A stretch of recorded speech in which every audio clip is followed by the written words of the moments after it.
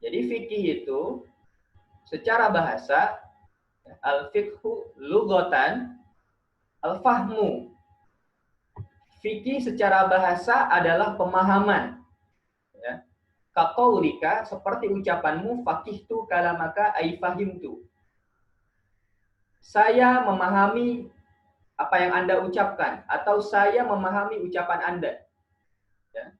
Jadi, fikih secara bahasa artinya adalah pemahaman.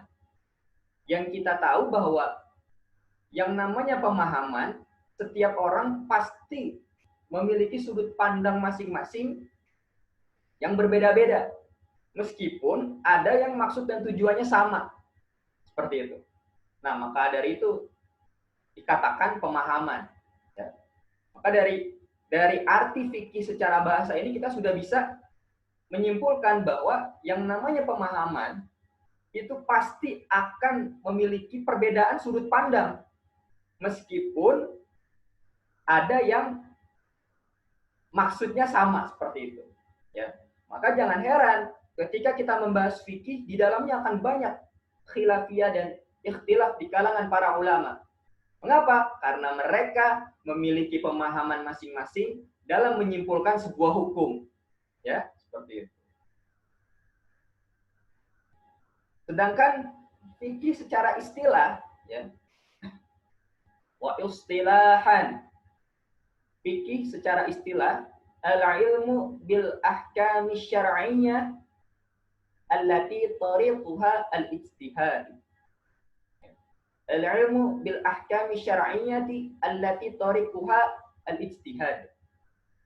Fikih secara istilah adalah ilmu, ya, tentang hukum-hukum syariat yang diperoleh dengan cara ijtihad. Ya, jadi ketika kita bicara tentang fikih, maka semua yang ada di dalam pembahasan fikih merupakan hukum syariat yang sudah jadi berdasarkan proses ijtihad para ulama. Sehingga kita umat Islam saat ini hanya tinggal mengamalkan saja apa yang telah diijtihadkan oleh para ulama kita. Seperti itu. Sehingga Islam itu sangat luas sekali ilmu syariatnya, karena setiap ulama memiliki penjabaran masing-masing, ya, berdasarkan dalil atau argumentasi yang mereka pegang. Ya, seperti itu. Nah, apa itu ijtihad? Ya. Al-ijtihadu huwa istifradul wus'i fi nailin hukmi syar'iyyin bitariqil istinbati minal kitabi was sunnah. Ya. Jadi ijtihad itu adalah mencurahkan semua kemampuan. Ya, jadi berpikir keras, ya, dalam artian mengkaji, menganalisa, seperti itu, memahami, mencurahkan semua kemampuan untuk apa? Untuk memperoleh ketetapan hukum syar'i. Nah, ini tujuannya. Ya. Jadi ijtihad itu adalah mencurahkan semua kemampuan, pikiran, ya, analisa, ya, untuk memperoleh sebuah keputusan hukum syar'i. Ya. Dengan cara apa? Dengan cara mengambil kesimpulan dari hukum, ya, yang bersumber dari Al-Quran dan Sunnah. Jadi para ulama kita dalam melakukan ijtihad itu tidak akan lari dari Al-Quran dan Sunnah. Karena pada pengertiannya ijtihad itu adalah memperoleh ketetapannya, mencurahkan semua kemampuan untuk memperoleh ketetapan hukum syar'i dengan cara mengambil kesimpulan hukum dari Al-Quran dan As-Sunnah, dari Quran dan hadis. Quran, hadis dikaji oleh para ulama-ulama kita, ya. Dalam hal ini para ulama fikih kita, ya. Dan 4 madhab, ya.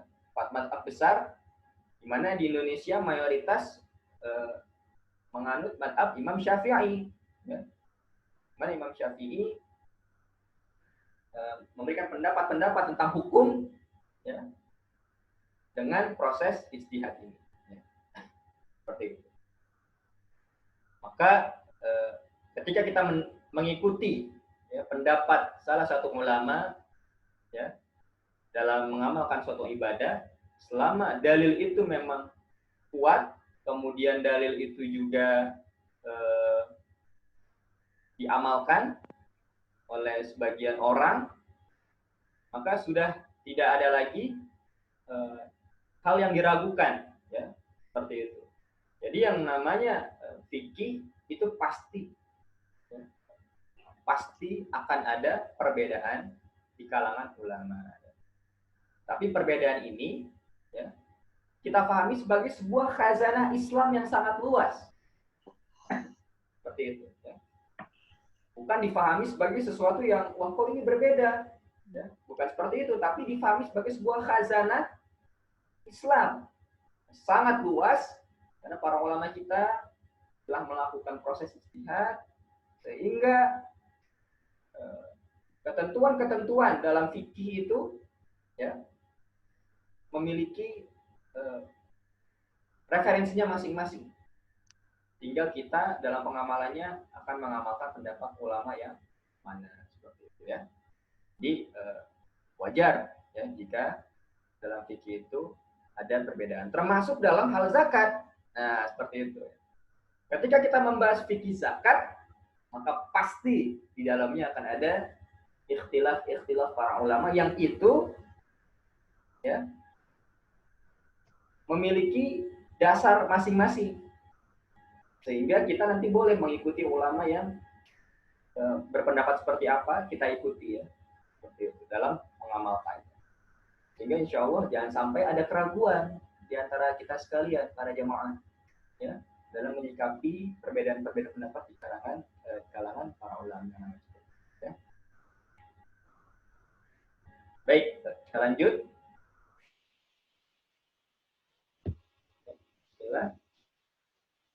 Nah, kita masuk pada pengertian apa itu zakat. Ya, jadi zakat itu, kita ulang-ulang, ya. Zakat itu secara bahasa dia adalah az-zakah. Apa artinya az-zakah? Artinya bersih. Kemudian diartikan juga at-thaharah. Apa itu thaharah? Suci. Kemudian diartikan juga al-barakatuh. Berkah. Selanjutnya as-salahu. Baik atau layak. Selanjutnya al-madhu, terpuji.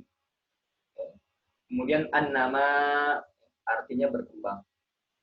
Jadi ini adalah pengertian zakat secara bahasa. Ya, apa sih maksud dari arti zakat secara bahasa ini? Jadi hikmah disyariatkannya ibadah zakat itu adalah agar harta yang kita miliki, yang kita peroleh dari cara yang halal, rizki karunia yang Allah berikan kepada kita berikan kepada mereka yang membutuhkan.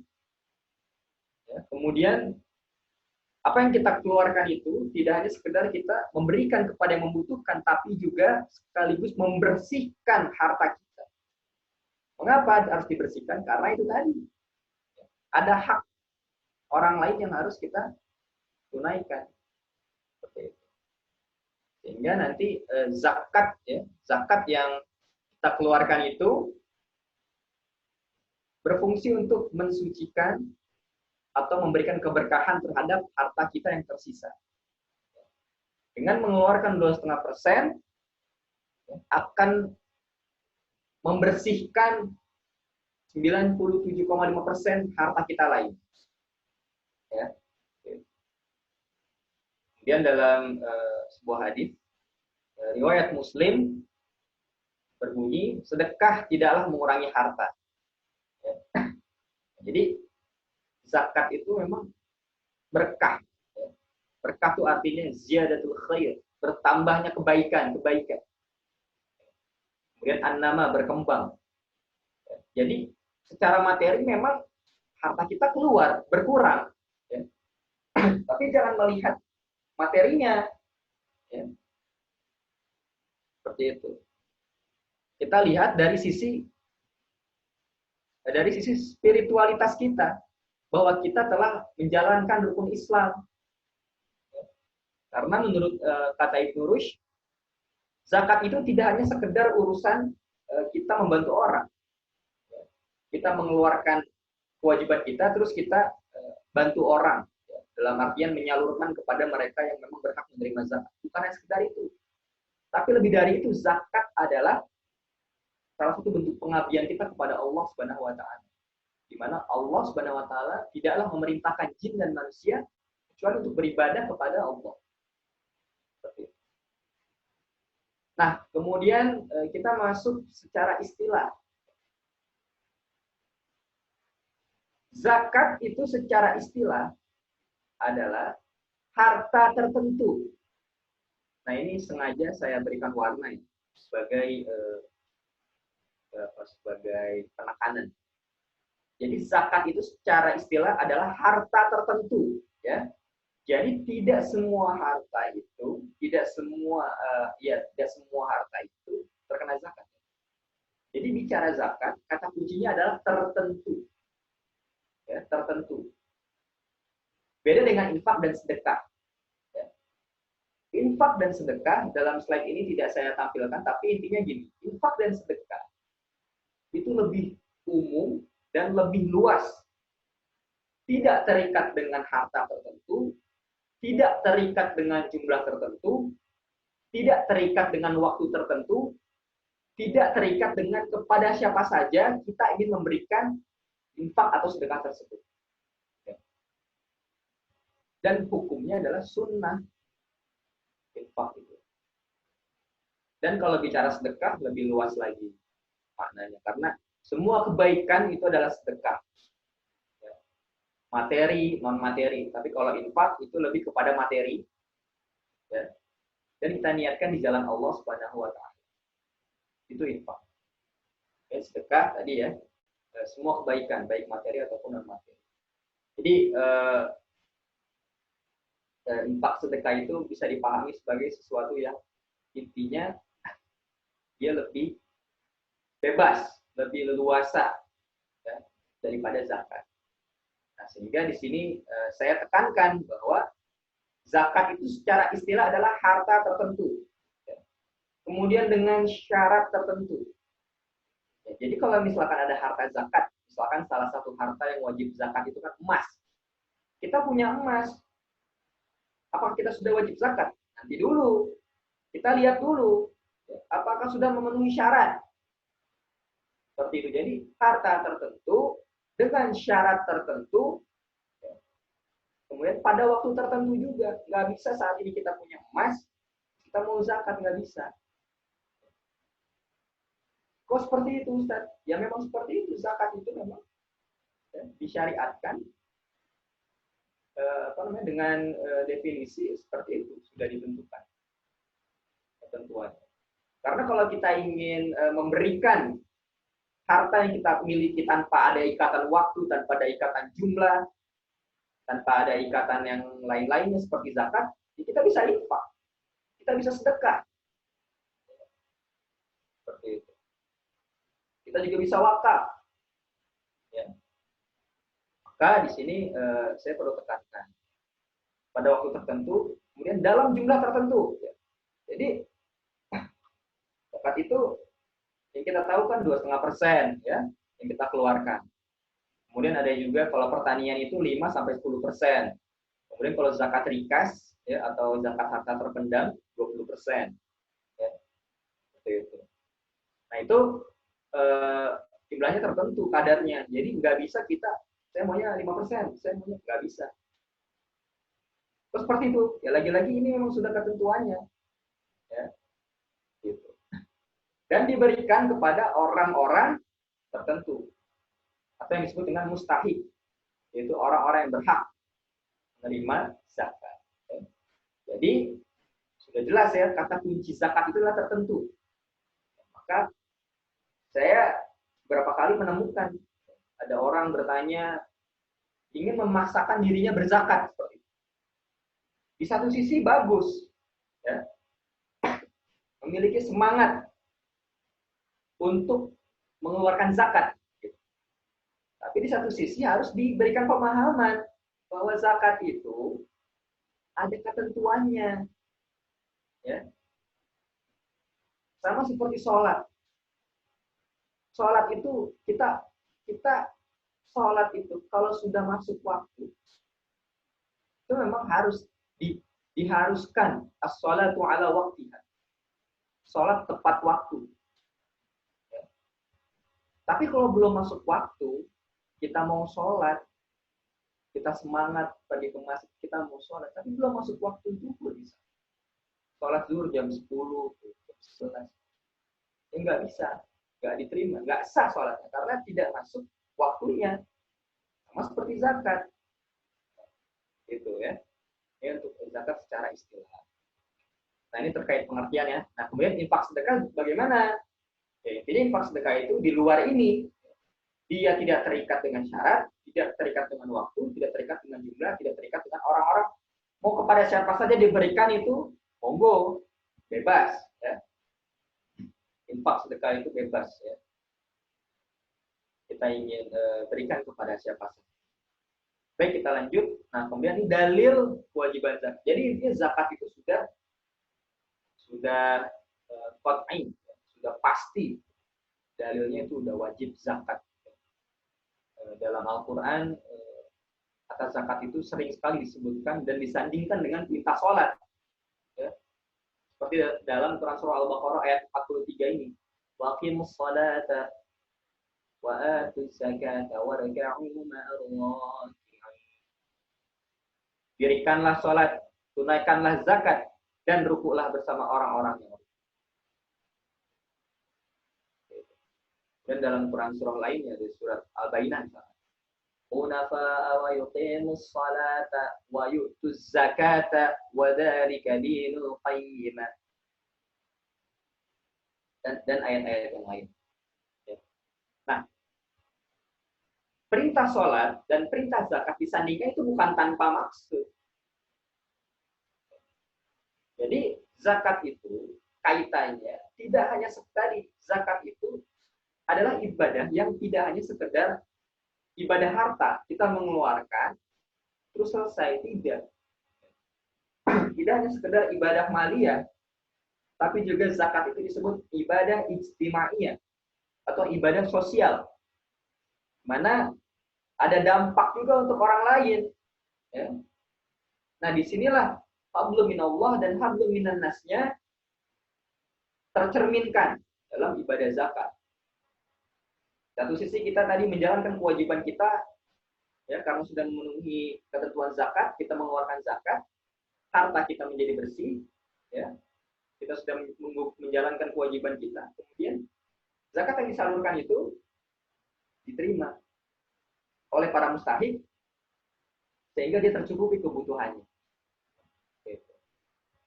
Nah, itu kaitannya sholat dan zakat. Kalau sholat ya itu kaitannya hablum minallah, hubungan kita dengan Allah. Ya. Dan sholat ini merupakan ibadah penentu. Ya. Karena yang nanti akan pertama kali dihisab adalah sholat. Jika sholatmu benar, ya, sholat kita benar, maka insya Allah semua amalan kita. Mudah-mudahan Allah SWT menerima ibadah sholat kita sehingga dapat menjadi hisab kita nanti digunakan oleh Allah SWT. Ya. Nah, ini dalil. Ya, dalil yang pertama itu adalah Quran surah Taubah ayat 103. Jadi bicara zakat itu pasti dalil yang dikeluarkan ini dalil utamanya. Khudh min amwalihim shadaqatan tutahhirhum wa tuzakkihim biha. Ambillah zakat dari sebagian harta mereka. Ya. Dengan zakat itu kamu membersihkan dan mensucikan mereka. Nah, di sini siapa yang diperintahkan untuk mengambil? Ya. Yaitu amil zakat. Siapa itu amil zakat? Nah, amil zakat dalam fatwa MUI tentang amil zakat, ya, di sana ada definisinya. Ya. Jadi amil zakat itu adalah mereka yang bertugas mengumpulkan atau menghimpun, mencatat, kemudian mendistribusikan dana zakat kepada para mustahik, ya, kepada mereka yang membutuhkan, dan kemudian status mereka itu, ya, ditunjuk oleh negara. Dalam hal ini siapa? Ya. Kalau dalam undang-undang tentang pengelolaan zakat, Undang-Undang Nomor 23 Tahun 2011, yang punya kewenangan memberikan izin amil zakat, ya, adalah Basnas RI dan Kementerian Agama. Seperti itu. Sehingga makanya kalau bicara zakat itu, ya, amil zakat itu jika ingin menjalankan aktivitas pengelolaan zakat harus ada izinnya. Seperti itu. Yang izin rekomendasinya dari Basnas, kemudian rekomendasinya dari Kementerian Agama. Ya. Seperti itu. Bagaimana dengan panitia-panitia masjid? Apakah mereka disebut amil zakat? Ya. Sebenarnya sudah ada ketentuannya juga di regulasi itu, ya. Mereka wajib lapor, ya, kepada petugas tempat, ada KUA, ya. Laporan aktivitas pengelolaan zakat mereka itu dilaporkan. Atau mereka juga bisa bekerja sama dengan lembaga zakat yang sudah mendapat izin. Sehingga jadi panitia merasa aman, ya. Merasa aman, tidak keluar dari aturan yang ada. Nah, dalam Quran surah Taubah ini, jemaah, ada kisah, ya, bahwasanya di mana ketika itu orang-orang mulai, ya, saat Rasulullah SAW beliau wafat, kemudian kekhalifahan dilanjutkan oleh sahabat Abu Bakar As-Siddiq. Nah, saat itulah banyak orang-orang munafik, ya, atau orang-orang yang murtad. Ya. Mengapa? Karena mereka mengingkari kewajiban zakat.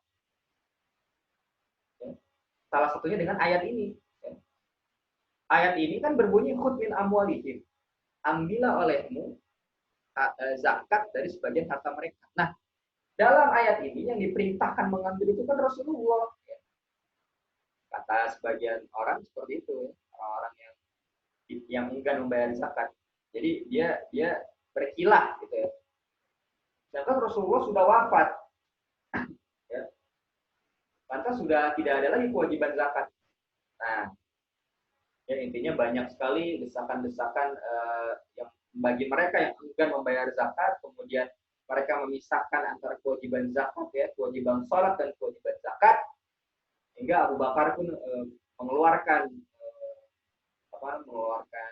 ketetapan, ya, dengan tegas, ya, siapa orang yang memisahkan antara kewajiban sholat dan kewajiban zakat, maka akan diperangi. Karena mereka termasuk orang-orang yang munafik atau orang-orang yang murtad. Ya. Karena memang kalau kita baca sejarah kekhalifahan Abu Bakar As-Siddiq itu banyak sekali fitnah terjadi di masa beliau. Munculnya nabi palsu itu ada di masa Abu Bakar. Selama Al-Kadzab itu, ya, dia adalah seorang perempuan, kemudian ngaku sebagai nabi. Ya. Kemudian umat Islam mengajak berdamai dengan kaum mereka. Tapi kaum mereka lebih kuat, merasa percaya diri, punya pasukan, mereka enggan untuk berdamai dengan umat Islam. Padahal umat Islam ingin mendakwahinya. Ya. Ingin mendakwahinya, sudahlah. Jangan berdusta, mengaku sebagai seorang nabi. Silakan kembali lagi kepada kami, kita adalah bersaudara umat Islam, tapi mereka tidak mau, akhirnya diperangi dan akhirnya mereka pun mati, ya, seperti itu. Akhirnya mereka terkalahkan oleh pasukan umat Islam. Nah, ini salah satu adalah dalil wajibnya zakat, ya, khud. Nah, di sini khud itu adalah fi'il amar, kata perintah aktif, ya. Jadi kalau misalkan jamaah, ya, yang memang sudah punya status wajib zakat, diingatkan oleh para amil zakat, yaitu harus dikeluarkan. Ya. Karena tadi amil zakat itu fungsinya memang khud, wajib, ya, jangan pasif menunggu. Ya. Makanya kalau di lembaga amil zakat itu ada namanya fundraising. Panresi itu tugasnya apa? Mengingatkan kepada mereka yang sudah memenuhi kewajiban zakat untuk berzakat. Seperti itu. Cool, aktif, amilnya aktif. Jadi bukan pasif menunggu orang yang mau bayar, menunggu orang yang mau store, menunggu orang yang mau bertanya, bukan. Tapi ikut, ya, beritahukan, ya, ikut. Kita ambil zakatnya. Ya, kalau belum tahu ketentuan zakat kita jelaskan. Nah, di situlah tugas ambil zakat. Jadi ambil zakat itu tidak hanya menerima, tapi juga harus bisa memberikan pemahaman atau dakwah tentang zakat ini. Seperti itu. Kan yang kedua ya waqimus shalah wa atuz zakah wa ta'amar. Kemudian dalam hadis ya dalam potongan hadisnya ya fa'limhum annallahu farada 'alaihim shadaqatan tu'khadhu min aghniyahim wa turaddu 'ala fuqara'ihim. Ya. Maka beritahulah mereka bahwasanya Allah telah mewajibkan mereka untuk membayar zakat. Yang diambil dari harta-harta orang kaya di antara mereka dan diberikan kepada orang-orang fakir di antara mereka.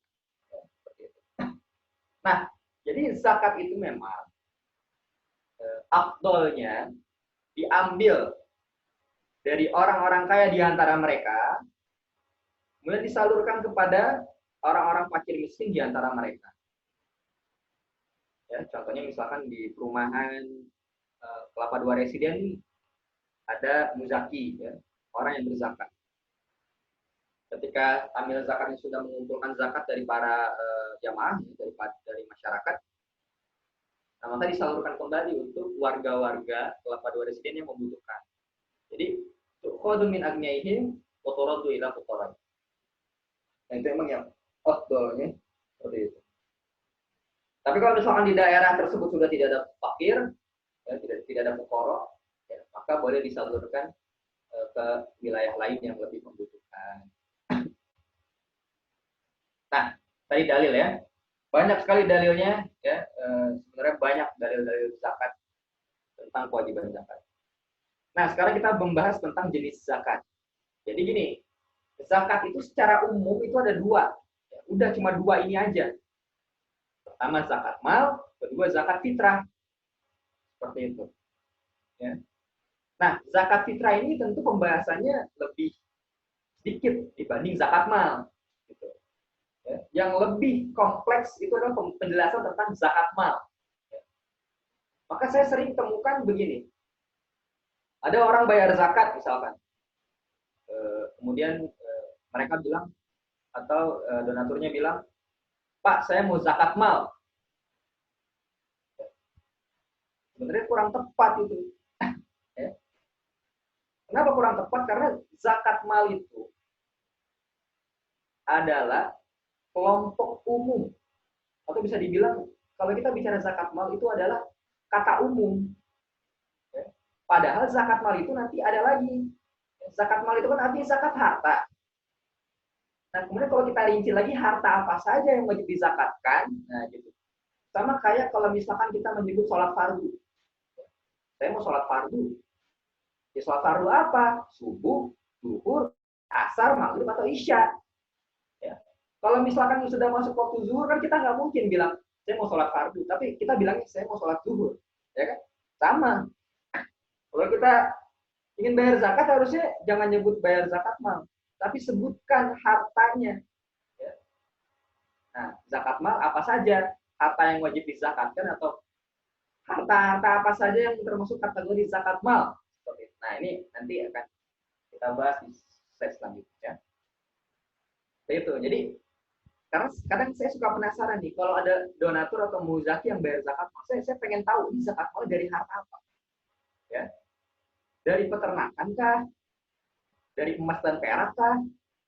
Dari pertanian kah? Dari buah-buahan kah? Dari harta perdagangan kah? Profesi kah? Dan lain sebagainya. Itu penasaran saya. Ya. Karena itu menjadi penting buat kita. Ya. Khususnya diambil zakat itu sangat penting mengidentifikasi jenis-jenis zakatnya itu. Ya. Seperti contoh misalnya, zakat hewan ternak. Mungkin di daerah perkotaan, seperti di Depok misalnya, apakah ada para peternak-peternak kambing atau sapi? Mungkin ada. Tapi apakah mereka teredukasi tentang bagaimana cara menghitung zakat hewan ternak? Sepertinya belum.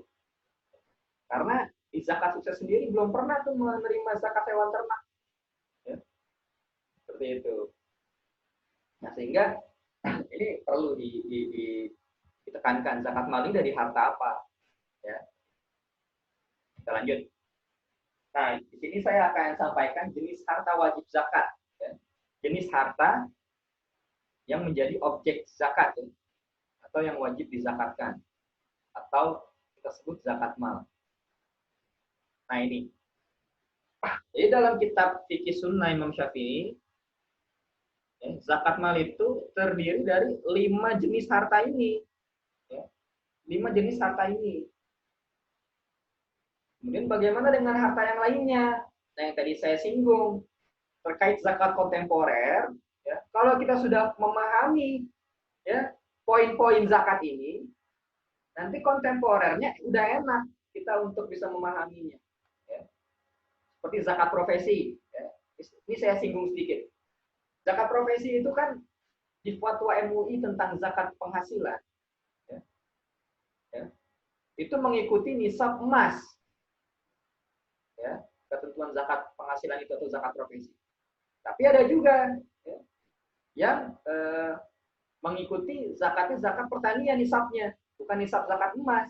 Nah, kalau misalkan kita belum mengetahui zakat emas itu nisabnya berapa, ketentuannya gimana, zakat pertanian itu nisabnya berapa, ketentuannya gimana, nah itu kita tidak akan bisa tahu zakat profesi itu dia nyambung kemana, kita nggak tahu. Seperti itu. Ya.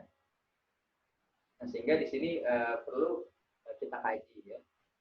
Kemudian nanti bisa lebih enak memahami yang kontemporer. Nah, yang pertama adalah zakat hewan ternak. Ya. Jadi hewan ternak ini, ya, termasuk jenis harta yang wajib zakat, terkena zakat. Ya. Yang kedua adalah barang berharga. Barang berharga ini adalah emas dan perak. Ya. Emas dan perak itu disebut barang berharga. Ya, karena karena memang dari bentuknya dan fungsinya juga. Ya. Emas dan perak itu berfungsi sebagai standar ukur atau standar nilai. Kemudian berfungsi juga sebagai modal investasi atau modal usaha, ya. Seperti itu. Yang mana dapat berkembang kan emas dan perak itu kalau kita investasikan, kemudian dia dapat berkembang nilai investasi. Itu barang berharga. Yang ketiga pertanian. Yang keempat buah-buahan, yang kelima perdagangan. Udah 5 ini. Nah, jadi kalau misalkan kita bicara zakat mal, ya, yang mana nih? Ya. Saya bayar zakat mal. Nah, dari yang mana? Dari hewan ternak, barang berharga, pertanian, buah-buahan, perdagangan. Nah, ini harus disebutkan. Ya, harusnya. Jadi jangan cuma sekedar zakat mal. Nah, makanya nih mungkin misalkan panitia zakat biasanya kan bikin rekapan juga tuh, ya. Bikin rekapan ada zakat fitrah, ada zakat mal gitu ya. Yang memang sih biar singkat. Jadi biar udah kalau masyarakat tahunya zakat mal sekian, fitrah sekian. Tapi harus punya catatan tersendiri juga, zakat mal itu terdiri dari apa aja rinciannya. Ya. Zakat apa aja itu harus ketahuan. Ya. Karena zakat itu nanti terkait dengan akad, jamaah sekalian. Kalau akadnya nggak sesuai, ya sama kayak kita niat lah. Kita niat sholat, kita sholat zuhur, niat sholat asar, kan nggak sah. Karena waktu sholat zuhur, ya kita sholat zuhur. Jadi ini kaitannya nanti dengan akadnya. Nah, ini akadnya sangat penting. Zakat mal itu jangan sampai dia zakat mal tapi nggak tahu sebenarnya dari harta yang mana. Ya. Nah, ini sangat penting sekali untuk bisa kita pelajari. Nah, kita akan bahas satu persatu tentang jenis-jenis ini. Yang pertama ada zakat hewan ternak. Ya. Nah, di sini saya akan sampaikan dulu 4 poin, ya, atau 4 macam hewan ternak. Jadi hewan ternak itu dibagi menjadi 4 macam. Jadi hewan ternak ini ada 4 macam. Ya. Apa saja? Yang pertama hewan ternak yang diniatkan untuk diperdagangkan. Oke, jadi motifnya bisnis, diperdagangkan, ya. Maka hewan seperti ini dia termasuk objek yang dikenakan nanti zakat barang dagang. Ya. Seperti itu nanti masuknya ya. Walaupun yang diperdagangkan cuma 1 ekor kambing, 1 ekor sapi, atau 1 ekor unta. Oke, jadi motif jenis hewan ternak pertama itu adalah yang untuk diperdagangkan. Ya. Kalau niatnya sudah untuk diperdagangkan, maka nanti zakatnya itu bukan masuk ke ketentuan zakat hewan ternak, tapi masuk ke zakat perdagangan. Karena niatnya untuk diperdagangkan. Seperti itu ya. Kemudian yang kedua, ya. Nah, hewan yang kedua ini baru nih. Dia masuk ke zakat hewan ternak ya. Poin kedua adalah hewan ternak yang diambil susunya, kemudian digembalakan di padang rumput di alam terbuka atau disebut dengan saimah. Saimah itu artinya digembalakan. Maka hewan seperti ini dikenai zakat jika telah mencapai nisab dan haul, ya, dan telah memenuhi syaratnya. Nah, yang kedua inilah dia akan terkena zakat hewan ternak. Jadi kata kunci zakat hewan ternak itu adalah hewannya saimah, digembalakan. Ya. Diambil susunya, ya, intinya dia memang digembalakan, dikembangbiakan. Ya. Namanya juga ternak, ya kan. Nah, yang ketiga, hewan ternak yang diberi makan untuk diambil susunya, ya, dan diberi makan rumput. Nah, diberi makan rumput itu artinya si peternaknya dia yang beli pakannya, dia digembalakan di alam terbuka. Ya. Nah, kalau seperti ini gimana? Seperti ini tidak dikenai zakat, ya, karena tidak termasuk hewan yang diniatkan untuk diperdagangkan dan juga tidak termasuk hewan saimah, ya. Seperti itu. Nah, jadi hewan ternak yang makan rumputnya disediakan oleh peternaknya tidak digembalakan, maka itu tidak terkena zakat hewan ternak. Maka dari itu, seseorang jika punya hewan ternak itu niatnya harus jelas. Dia buat dagang atau buat ternak, ya. Seperti itu. Atau memang cuma buat dipelihara gitu ya, dia beli makan sendiri, gitu ya. Seperti itu. Ya, jadi niatnya harus jelas.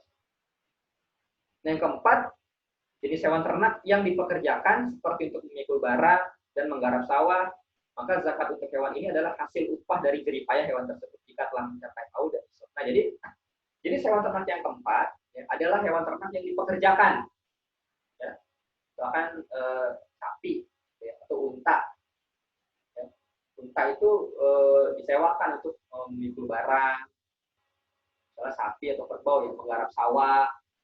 Ya. Maka nanti hasil upah sewanya itu, ya, kalau misalkan dikumpulkan capai nisab dan melewati haul, maka wajib masuknya ke zakat dari hasil usaha sewa tadi, ya. Zakat dari hasil usaha sewa hewan ternak. Ya. Nah, jadi kesimpulan dari dari 4 macam jenis hewan ternak ini adalah hanya poin 2. Ya. Jadi kata kuncinya adalah digembalakan atau saimah. Ya, seperti itu. Nah, kemudian ini hewan ternak yang wajib dizakatkan apa saja? Nah, ada unta, sapi, dan kambing.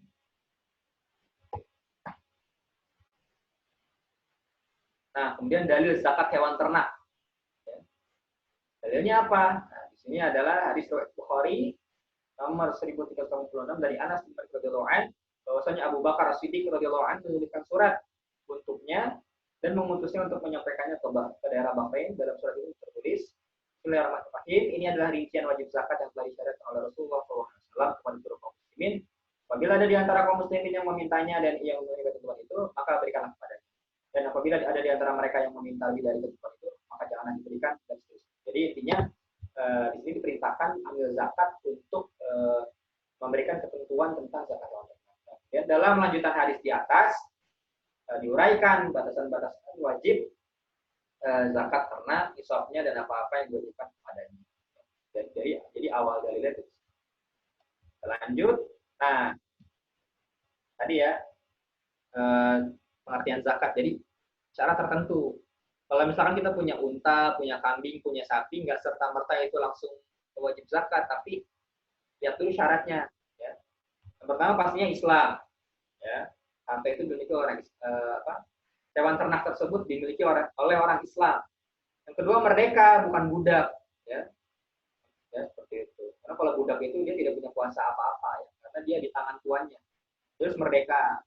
Yang ketiga adalah milik sendiri, ya, atau kepemilikannya sempurna. Jadi bukan hewan ternak punya orang lain yang kita gembalain, ya.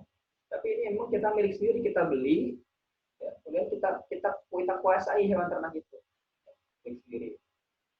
4 mencapai nisab, ya, nanti nisabnya ada ketentuannya. Kemudian 5 mencapai haul 1 tahun, melewati masa 1 tahun. 6, nah ini poin penting, digembalakan. 7, tidak dipekerjakan. Ya. Nah, jadi inilah syarat-syarat yang harus dipenuhi. Ya, jadi tidak serta-merta kalau kita punya jenis hewan ternak 3 tadi, ada kambing, sapi, unta, langsung kita keluarkan zakat. Tapi lihat dulu di sininya. Ya. Kalau dia tidak digembalakan, dia dikasih makan sendiri, kemudian diambil susunya, tapi makannya dikasih pakan oleh si peternaknya, ya, dia beli, berarti kan dia ngeluarin biaya kan untuk beli makan, maka itu tidak termasuk yang bermakan, ya. Dan tidak dipekerjakan. Seperti contoh yang tadi, kalau dipekerjakan nanti dia masuknya ke zakat tadi, upah dari hasil usaha dia menyewakan hewan-hewan itu untuk dipekerjakan. Nah, dan di sini penjelasan tentang nisab. Ya. Nah, nisab itu apa sih? Nisab adalah batas minimal harta yang wajib dizakatkan. Nah, jadi jumlahnya tertentu. Ya.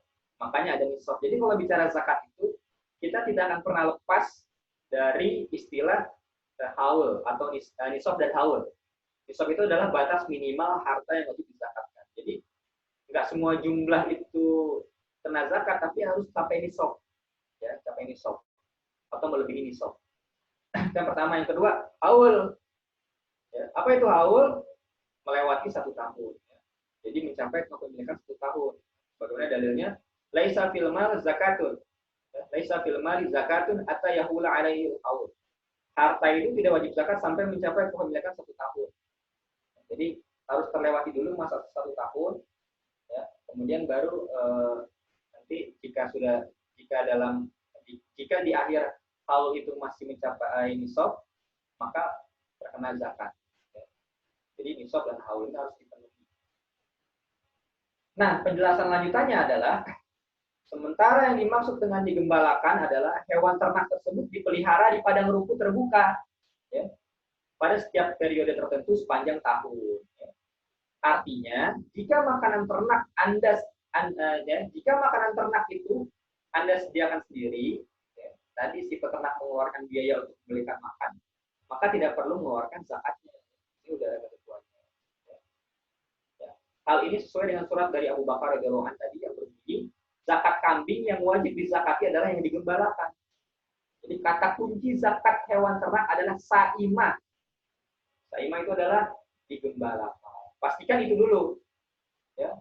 Kita jangan bicara nisab haul kalau misalkan zakat kalau hewan ternak yang kita miliki itu ternyata nggak saimah, nggak digembalain. Karena udah jelas kalau misalkan nggak digembalain itu nggak kena wajib zakat. Nah, kemudian di sini penjelasan lanjutan tentang hadis nisab hewan ternak. Ya. Dari Mu'adz bin Jabal, ia berkata, baginda Nabi Muhammad SAW mengutusku ke Yaman, kemudian beliau memerintahku untuk mengambil zakat dari setiap 30 ekor unta, seekor unta berusia setahun menginjak usia tahun keduanya, jantan atau betina. Nah, jadi di sini langsung nih ada jumlah yang disebut ya dalam hadis ini, hadis riwayat Tirmidzi. Nah, jadi kalau misalkan seorang punya 30 ekor unta, ya, 30 ekor unta, akan itu capai nisab tuh. 30 itu. Nah, kemudian tunggu dulu setahun. Ya. Semenjak dia punya 30, ya, dan dia tunggu sampai setahun, ya. Setelah itu ketika melewati setahun, baru dia wajib mengeluarkan 1 ekor unta, ya, berusia setahun. Itu contoh. Dan dari setiap 40 ekor unta, seekor unta berusia 2 tahun menginjak usia ketiga. Nah, tabelnya di sini saya tampilkan. Nah, kemudian di sini, ya. Tadi ada poin di mana syarat zakat hewan ternak itu tidak dipekerjakan. Ya. Di sini ada penjelasan lanjutannya. Tidak dipekerjakan seperti untuk membajak sawah, mengangkut barang, dan lain sebagainya. Dalam kitab Al-Majmu' Syarah Al-Azab, Imam An-Nawawi menjelaskan, ya, alasan binatang ternak yang dipekerjakan tidak wajib dizakati. Apa alasannya? Nah, di sini beliau jelaskan, karena sesungguhnya binatang ternak yang dipekerjakan, ya, dan binatang yang diberi makan dengan cara dicarikan rumput, ya, tidak semata-mata untuk dikembangbiakan atau tidak digembalakan, sehingga tidak wajib dizakati, ya, sebagaimana pakaian dan perabot rumah. Jadi semua ya, harta yang ada saat ini yang kita gunakan untuk kehidupan kita, untuk kebutuhan primer kita, contoh misalkan rumah, kita punya rumah itu kita tinggali, ya, kita tinggali, dan memang itu kebutuhan primer kita, ya, sebagai tempat tinggal, maka rumah itu nggak kena zakat. Seperti itu. Mengapa? Karena tadi rumah itu tidak ada tujuan untuk dikembangbiakan, tidak ada tujuan untuk dikembangkan atau untuk menghasilkan, tidak ada. Ya. Nah, sama seperti zakat hewan ternak tadi, ya. Kalau misalkan kita beli hewan ternak, makanya tadi ini penting sekali terkait niat. Ya. Niatnya apa? Niatnya untuk diperdagangkan. Nah, ini udah jelas nih. Kalau diperdagangkan berarti ke depannya dia nanti akan masuk ke kategori zakat dari perdagangan atau zakat hasil dagang. Kalau keuntungan dari atau aktivitas dagangnya itu mencapai nisab dan haul dan melewati haul. Kemudian kalau niatnya itu untuk dipekerjakan, maka nanti masuknya ke zakat dari hasil sewa menyewa hewan ternak tadi, bukan masuk ke ketentuan zakat hewan ternak. Nah, kemudian ini kita lewat saja. Nah, ini tabelnya, ya. Jadi tabel nisab zakat hewan ternak adalah, ya, kalau kita punya 5 ekor, pertama unta. Ya, kalau kita punya 5 ekor unta, maka kita wajib mengeluarkan 1 ekor kambing. Kalau kita punya 10 ekor unta, kita wajib mengeluarkan 20 ekor kambing. Ya. Kalau kita memiliki 15 ekor unta, kita wajib mengeluarkan 3 ekor kambing. Dan seterusnya, ini ada tabelnya. Ya. Seperti itu. Nah, apabila mencapai 120, nah ini kan sampai 120 nih, maka setiap tambahan 40 ekor, ya, maka setiap tambahan 40 ekor unta, wajib zakat 1 ekor bintu labun. Ya. Itu. Dan setiap tambahan 50 ekor unta wajib zakat 1 ekor hikoh. Jadi ada tambahannya. Jadi misalkan kan 120 nih udah. Nah, kemudian setiap tambahan 40, berarti kalau misalkan 160, ya, wajib mengeluarkan 2 ekor hikoh, ya, ditambah 1 ekor bintu labu. Seperti itu. Nah, ini terkait tabel zakat. Nah, ini nisab sapi, kalau kita punya 30 ekor sapi, wajib mengeluarkan 1 ekor tabi. Tabi itu apa? Sapi umur 1 tahun. Dan 40 ekor sapi, 1 ekor musina, ya, dan sebagainya. Untuk kambing, ya, 40 sampai 120 ekor, wajib 1 ekor jatah. Itu kambing umur 1 tahun. Dan yang kedua 121 sampai 200 ekor, 2 ekor kambing, dan seterusnya, ya. Ini ada tabelnya. Ya, 200 sampai 300, 3 ekor kambing. Setiap penambahan 100 ekor, ditambah 1 ekor kambing. Jadi kalau kita misalkan ada 400 ekor kambing, wajib mengeluarkan 4 ekor kambing, dan seterusnya. Nah, kita lanjut ke jenis harta yang kedua, yaitu zakat barang berharga. Ya. Nah, zakat barang berharga ini tadi, ya, yang dimaksud adalah emas dan perak. Ya, seperti itu, emas dan perak. Kita bahas 2 jenis ini dulu, emas dan perak. Meskipun nanti di kontemporer itu sebenarnya ada barang berharga lainnya, emas dan perak, surat berharga, ya, kemudian tabungan, deposito, investasi, profesi dan sebagainya. Nah, itu merupakan juga sesuatu yang berharga ya, atau uang, ya, mata uang. Nah, jadi zakat barang berharga ini ada pada dua jenis ini, yaitu emas dan perak, al-zahab wal fiddah. Ya.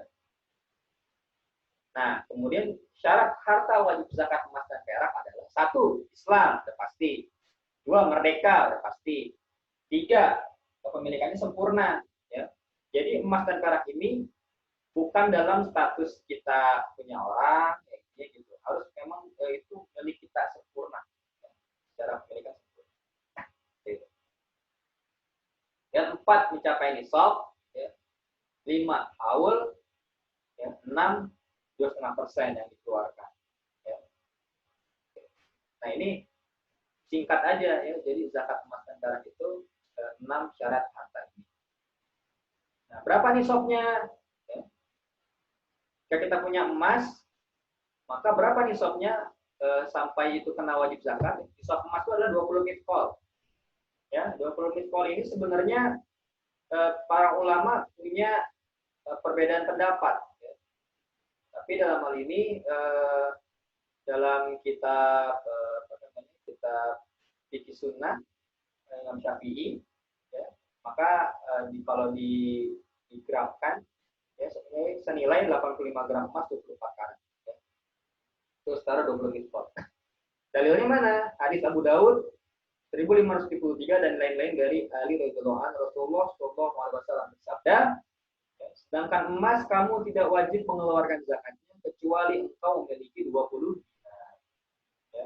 Jika engkau memiliki 20 dinar dan kepemilikanmu mencapai 1 tahun, maka zakatnya adalah setengah dinar.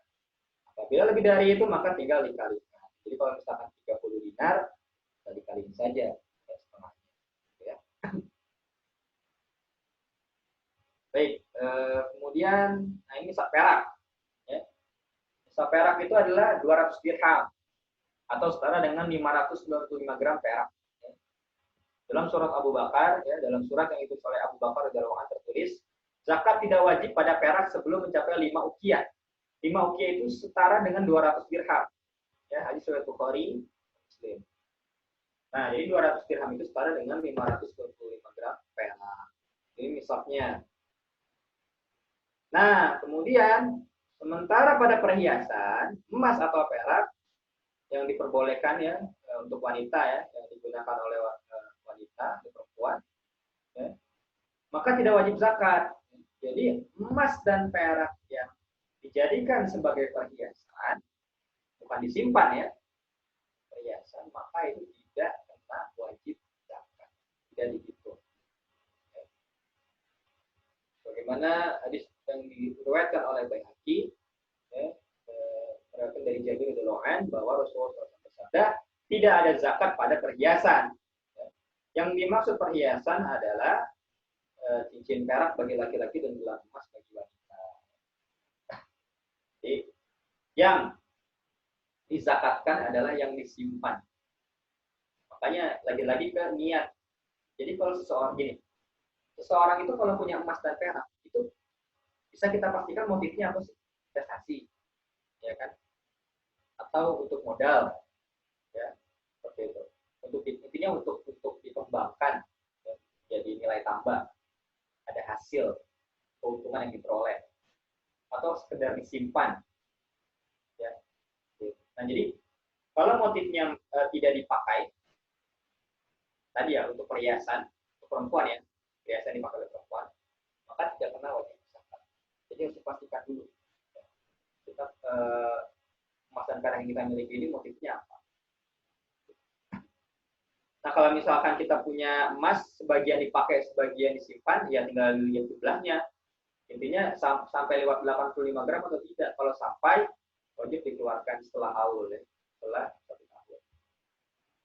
Nah, itu zakat emas dan perak, ya. Intinya zakat emas dan perak itu dia simpelnya, ya, seperti yang saya jelaskan tadi, ya. Intinya ada nisab, ya. Nisabnya berapa? Kalau emas itu 85 gram, ya, 85 gram. dan emas tersebut dikenakan pada emas yang tidak dipakai atau disimpan. Kalau emasnya dipakai sebagian, ya, jadi perhiasan, maka itu tidak dihitung sebagai yang kena wajib zakat, seperti itu ya. Itu untuk emas. Ya. Jadi sederhananya seperti itu.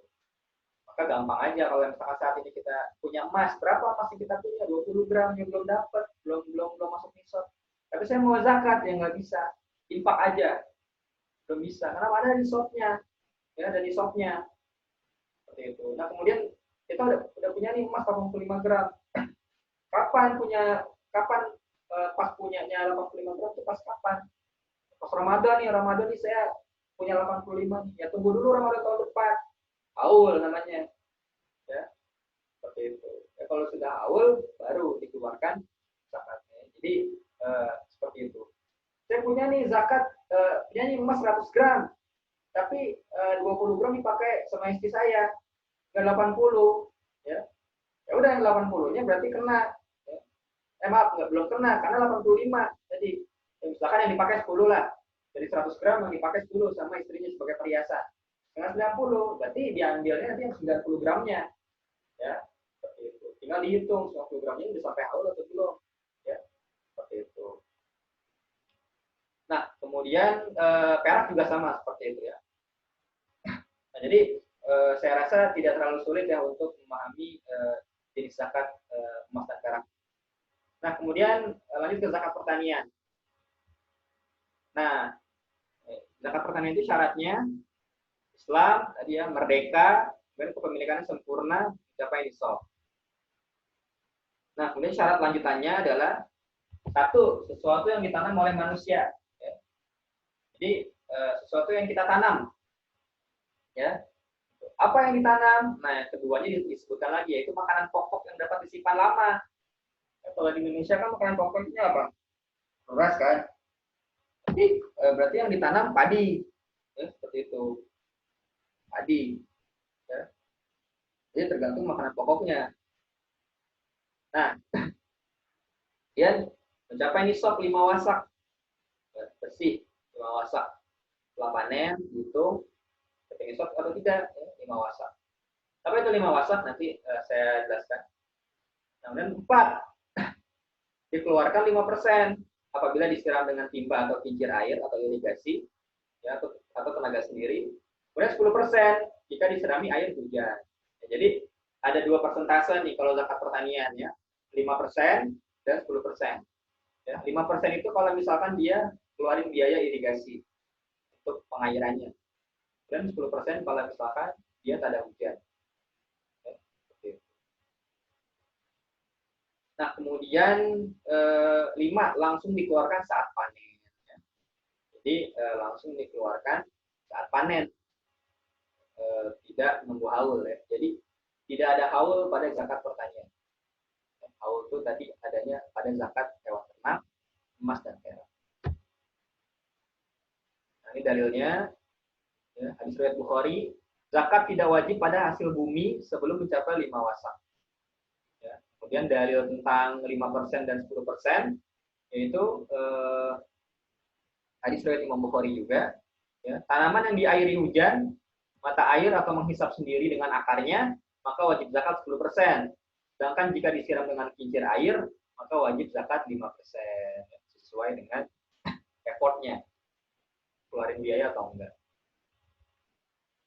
Nah, ini dalilnya zakat pertanian itu harus dikeluarkan apabila sudah panen langsung dikeluarkan saat itu juga ya. Dalam Quran surah Al-An'am ayat 141, wa tuhaqqahu yauma hasadi. Dan tunaikanlah haknya ya, dalam kurung zakatnya di hari memetik hasilnya. Nah, ini perhitungan 5 wasak. Jadi satu wasak itu sama dengan 60 sok. Satu sok sama dengan 2.176 kg. Maka 5 wasak sama dengan 5 kali 60 kali 2.176. Maaf, satu sok sama dengan 2, ya. Bukan 2.000, maaf. Satu sok sama dengan 2,176 kilo. Ya, maka 5 wasak ya, sama dengan 5 kali 60 kali 2,176 sama dengan 652,8 kilogram atau digenapkan menjadi 653 kilogram gabah. Ya. Kalau di Indonesia ya, tanaman padi berarti senilai ini. Kalau sudah mencapai ini langsung dikeluarkan ya 5% atau 10%. Yang keempat, zakat buah-buahan. Nah, dua jenis buah yang wajib dizakati adalah kurma dan anggur. Nah, ini dalam kitab Tartib fi Adillati Matan Bayat wa Takrib al-Masyhur. Ya, ini kitab dari mazhab Imam Syafi'i. Ya. Nah, jadi kalau zakat buah-buahan itu ya sama seperti zakat pertanian, intinya syaratnya ya. Ditanami, kemudian dikeluarkan saat panen ya, nisabnya juga sama tadi 5 wasak ya, tinggal ditimbang saja ya saat panen itu berapa kurmanya, apakah sudah mencapai 653 kilo saat pertama kali panen, ini tinggal dikonversi saja, ya sama. Nah, terakhir poin zakatnya adalah zakat perdagangan ya, dari jenis zakat mal yang 5 tadi ya. Terakhir zakat perdagangan. Nah, syarat wajib zakat harta barang dagang ya, itu sama seperti yang disebutkan pada zakat emas dan perak ya. Dalilnya apa? Quran surah Al-Baqarah ayat 267 ya.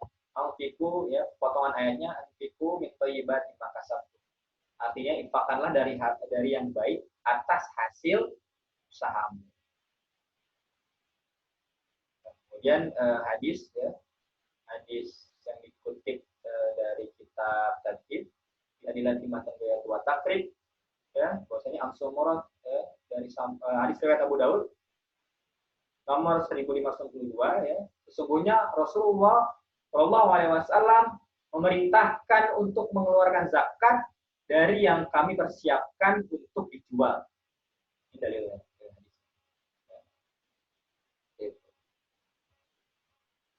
Nah, kemudian di sini,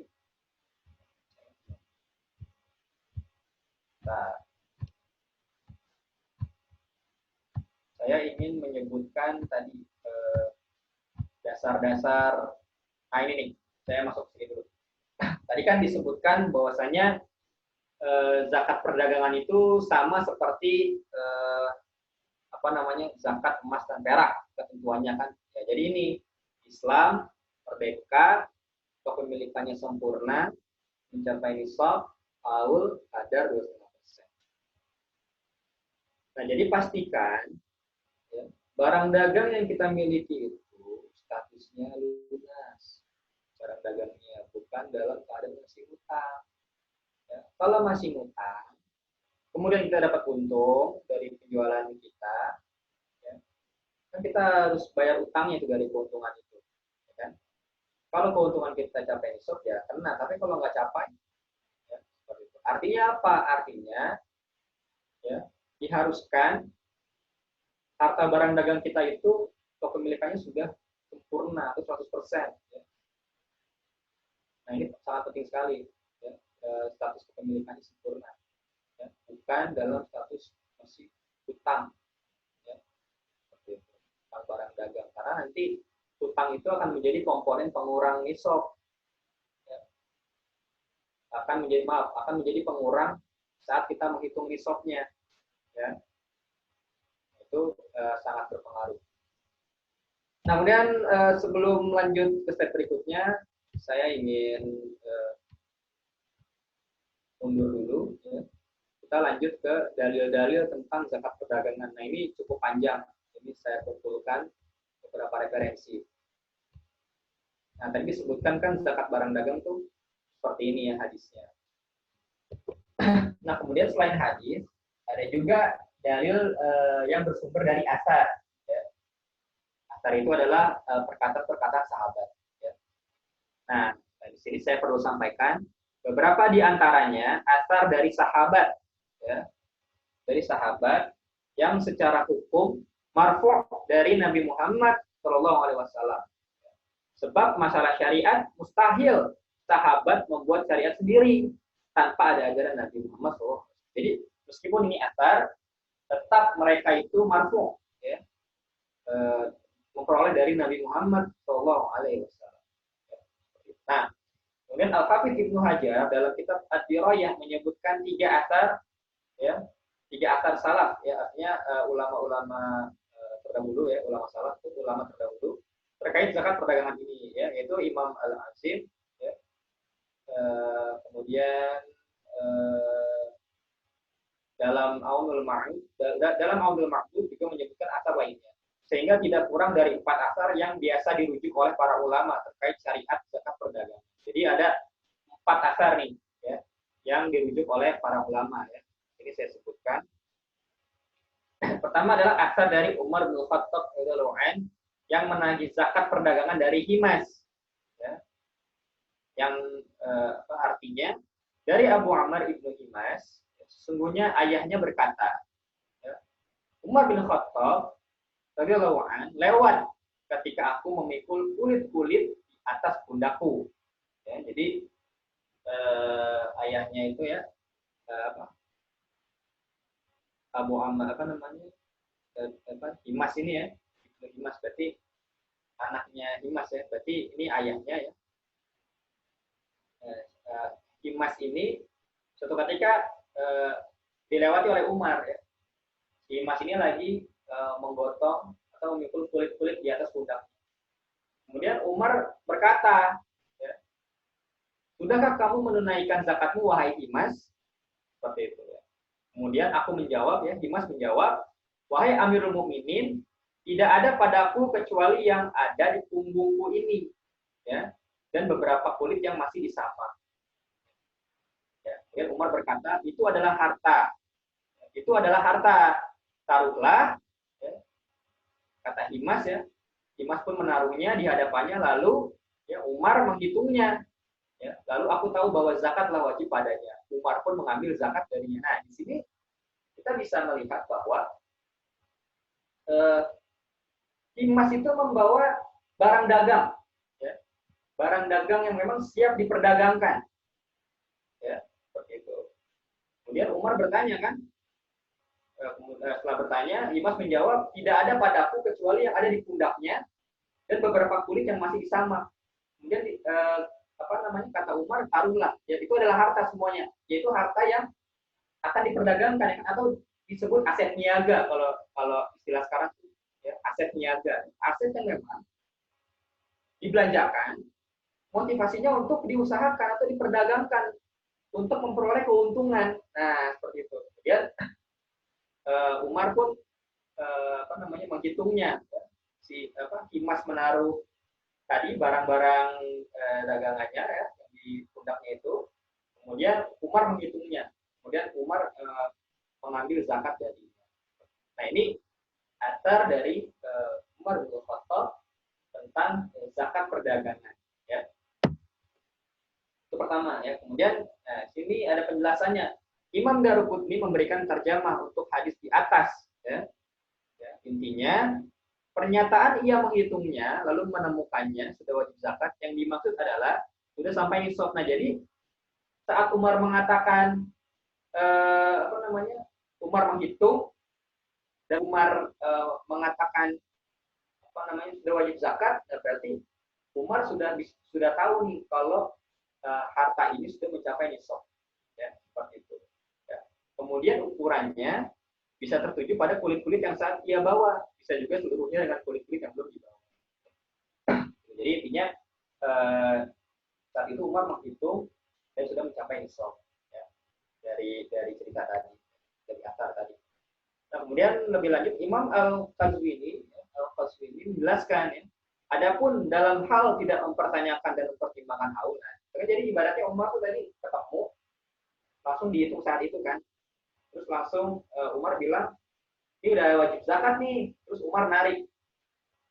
Terus kapan haulnya? Kan di situ langsung ditarik. Ya.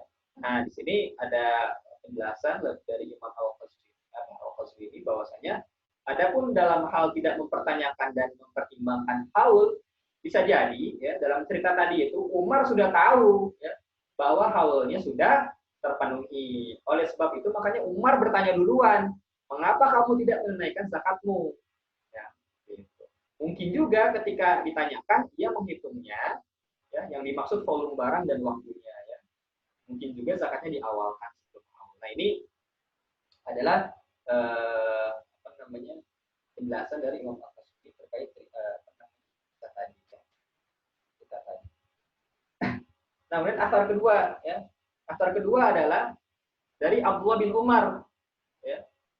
Dia berkata, ya, dari Umar yang berkata, tidak ada kewajiban zakat pada barang-barang kecuali yang diperjualbelikan. Nah, jadi motivasinya ya bicara zakat perdagangan, maka sudah dipastikan motifnya itu bisnis, ya, atau berdagang atau mencari untung. Nah, udah itu kata kuncinya kalau zakat perdagangan. Jadi kalau kita belanja sesuatu nih, ya, misalkan belanja baju, belanja apa namanya barang-barang ya. Tapi yang cuma buat kita stok di rumah gitu. Dan kita belanja baju banyak. Kita nggak ada niat buat bisnis. Kita nggak ada niat buat kita jual lagi baju. Nah itu maka tidak ada kewajiban zakat. Gitu. Tidak dikenakan zakat perdagangan. Karena tadi motifnya dia nggak ada niat buat diusahakan. Gitu. Nah kemudian dari Ibnu Umar ia berkata, harta berupa hamba sahaya, ya. Hamba sahaya itu artinya budak ya. Dulu kan budak juga diperjualbelikan. Harta berupa hamba sahaya, hewan atau barang-barang lainnya yang diputarkan dalam jual beli terdapat kewajiban zakat setiap tahun. Nah, jadi kata kuncinya adalah diputarkan dalam jual beli. Artinya apa? Diperdagangkan. Ya, bukan untuk sekedar apa namanya dibelanjakan, kemudian tidak ada motivasi untuk bisnis atau motivasi dagang. Kemudian asar ketiga dari Umar bin Abdul Aziz. Dari Ruzaik Ibnu Hayyan, bahwasanya Umar bin Abdul Aziz menulis surat kepadanya. Ya. Apa bunyi suratnya? Perhatikan siapa saja orang Islam yang lewat di hadapanmu, ya, ambillah zakat dari harta mereka yang diputarkan dalam perdagangan. Ya, dari setiap 40 dinar, 1 dinar. Ya. Jika kurang dari itu, maka disesuaikan dengan itu, hingga batas 20 dinar. Artinya nisab. Ya, nisabnya tadi 20 dinar. Ya. 20 dinar kan setara dengan 85 gram. Ya. Emas. Ya. Jika kurang, jika kurang sepertiga dinar saja darinya maka biarkan. Ya. Jika kurang sepertiga dinar saja darinya maka biarkan. Jadi kalau misalkan di bawah 20 dinar maka dibiarkan. Jangan ambil zakat sedikit. Jadi di sini menjelaskan tentang nisab zakat perdagangan. 4 ya, asal dari Urwa Ibnu Zubair, Said dan Al-Qasim radhiyallahu. Ya. Barang-barang yang diputarkan dalam perdagangan diambil zakatnya setiap tahun. Ya. Tidak boleh diambil zakat darinya sehingga datang bulan yang sama pada tahun berikutnya. Ya. Jadi intinya di sini menjelaskan tentang zakat perdagangan itu ya adalah barang-barang yang diputar. Intinya apa? Barang yang diperdagangkan atau diperjualbelikan. Kemudian ketika mencapai nisab maka ditunggu dulu haulnya ya, pada tahun berikutnya. Yang tadi ini saya sebutkan syarat harta wajib zakat perdagangan ya. Itu kemudian di sini Syekh Wahbah Zuwaili dalam kitab Fiqhul Islam wa Adilatuh menjelaskan. Nah, di sini ada penjelasan ya bahwa para ahli fikih telah menetapkan beberapa syarat wajibnya zakat barang. Ya. Jadi syarat wajibnya zakat barang-barang perdagangan. 4 menurut mazhab Hanafi. Jadi menurut mazhab Hanafi ada 4 syaratnya. Dan 5 menurut mazhab Maliki, ya, ada 5 syarat. Kemudian 6 menurut mazhab Syafi'i, ya, 6, ya. Dan 2 syarat saja menurut Hambali. Ya. Kemudian Syekh Wahbah Zuwaili dari semua syarat ya, yang masing-masing bersumber dari 4 mazhab tadi, ya dari kesemuanya itu ada 3 syarat yang disepakati. Ya, intinya ada 3 syarat. Yang pertama apa? Sampai nisab. Jadi zakat perdagangan itu kalau belum capai nisab nggak kena, ya, itu simpelnya. Kedua apa? Lewat haul, yaitu melewati masa 1 tahun. Yang ketiga adalah niat jual beli, artinya apa? Niat untuk bisnis, niat untuk diperdagangkan. Motifnya udah jelas bisnis, profit oriented, nyari untung. Ya. Nah, lanjut. Nah, kemudian zakat perdagangan, ya. Kemudian gimana cara menghitungnya? Ya, tadi nisabnya udah jelas, 85 gram. Kemudian gimana cara menghitungnya? Ya. Nah, zakat perdagangan kembali lagi pada ketentuan zakat harta secara umum. Ya. Yakni bahwa yang dizakati itu adalah harta yang dimiliki. Tadi, kepemilikan sempurna. Ya. Tentunya dalam konteks zakat tijarah atau zakat perdagangan, maka ketentuannya adalah dari hasil perdagangan, ya, dari hasil perdagangan. Maka dari itu dihitung dari nilai barang yang akan dijual, ya, maksudnya adalah modal yang diputar, ya, kemudian kas keuangan yang dimiliki, artinya aktivitas kas dari hasil penjualan, kemudian dan piutang dari pihak luar, sesudah dipotong utang. Sebab utang adalah harta yang tidak dimiliki, melainkan milik orang lain. Nah, merujuk kepada ketentuan Basnas, ya, maka Basnas menggunakan perhitungan zakat perdagangan seperti ini, ya, seperti ini ya, dalam slide ini, ya. Rumusnya adalah 2,5% dikali dalam kurung aset lancar dikurang utang jangka pendek. Aset lancar itu ada apa aja? Ya. Pastinya ada kas, ya, atau ada kas dan bank. Ya, intinya kas dan setara kas. Ya. Lihat kasnya berapa, ya. Ada piutang, gitu. Ada persediaan barang dagang, ya, dan lain-lain yang terdapat dalam aset lancar. Ya. Kemudian dikurang utang jangka pendek. Ya. Apa itu utang jangka pendek? Yaitu utang yang periodenya, ya, segera harus dibayarkan atau tidak melebihi 1 tahun. Harus dikurangin itu dulu. Ya. Nah, kemudian nanti aset lancarnya dikurangi utang jangka pendek baru dikali 2,5%. Itu cara menghitung zakat perdagangan dari, ya, cara menghitung zakat perdagangan udah sampai nisab atau belum. Nah, kemudian nanti ada contoh kasusnya saya berikan. Nah, ini cara menghitung nisab, ya. Jadi cara menghitung nisab zakat perdagangan dari mana sih? Nah, ini aset lancar dikurang utang jangka pendek dikali 2,5%. Kalau misalkan angkanya capai senilai 85 gram emas, maka dia nanti kena nisab. Nah, sebelum lanjut ke contoh kasus, di sini kita bicara haul. Nah, jadi sebenarnya penentuan haul dari zakat perdagangan ini, ulama juga memiliki ikhtilaf di kalangan para ulama. Ya. Sehingga di sini saya mengutip kesimpulannya, ya. Jadi pendapat yang kuat dan ini dianut oleh mazhab Maliki, Syafi'i dan Hambali adalah, ya, dan di sini saya bold, menghitung haul, ya. Ya, jadi menghitung haul itu dari mana sih? Kan gitu pertanyaannya. Ini konteksnya untuk zakat perdagangan, ya. Zakat perdagangan. Cara menghitung haul khusus untuk zakat perdagangan. Yang di sini kasusnya. Jadi kan nisab itu, menghitung haul itu kan sebenarnya dari nisab. Ya. Misalkan Ramadan ini saya sampai nisab. Ya. Ketika sudah capai nisab, maka tunggu setahun sampai Ramadan tahun depan. Kalau Ramadan tahun depan masih capai nisab, maka wajib zakat. Ya, itu sederhananya. Ya. Nah, tapi kalau zakat perdagangan, ya, menghitung haulnya itu adalah dari sejak awal melakukan perdagangan. Meskipun saat itu belum mencapai nisab. Contoh, Ramadan ini, ya, saya ingin bisnis bagi muslim. Berarti kan saya udah niat nih, saya mau usaha memang. Kemudian dari 1 Ramadan saya belanja.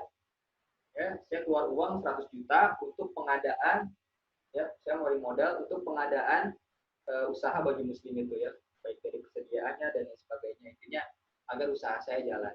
Nah, maka dari saya mulai itu, ya, maka itu haul berjalan. Haul dari itu. Jadi dihitungnya bukan pas capai nisab terus tunggu setahun, tapi pas dia mulai dagang. Pas dia mulai dagang walaupun belum capai nisab itu udah masuk haul. Haulnya dihitung. Jadi nanti pas Ramadan, kan tadi 1 Ramadan saya belanja nih. Jadi nanti Ramadan tahun depan, ya, misalkan keuntungan saya pas tutup buku itu capai nisab, baru itu kena zakat perdagangan. Gak usah nunggu setahun lagi, karena tadi haulnya udah dihitung semenjak saya belanja. Ya. Nah, kemudian nisabnya, ya, nisabnya baru diperhitungkan sesudah lewat 1 tahun. Jika sudah 1 tahun berdagang, nilai perdagangan mencapai nisab, maka wajib zakat. Ya. Jika setelah berlangsung 1 tahun nilai perdagangan tidak mencapai nisab, maka berarti nggak wajib zakat. Jadi nanti ujung-ujungnya kembali ke nisab juga, capai atau enggak. Nah, pendapat ini lebih selamat untuk dipegang karena lebih ikhtiyatik. Itu hati-hati. Untuk awalnya. Ini contoh kasus, ya. Contoh kasusnya adalah Bapak Zaki memiliki usaha baju muslim yang dimulai sejak Januari 2020. Ya. Kemudian pada akhir tahun Desember 2020 tercatat posisi aset lancar pada laporan keuangan perusahaan Bapak Zaki senilai 100 juta.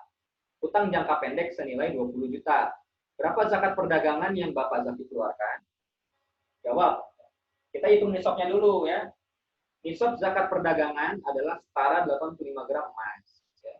Jika harga emas saat ini mengacu harga pasar senilai 500.000, maka 500.000 dikali 85 gram sama dengan 42.500.000.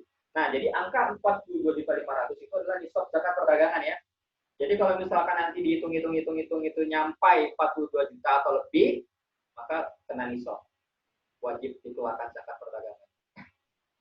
Lanjut, tadi nilai aset lancarnya berapa? 100 juta.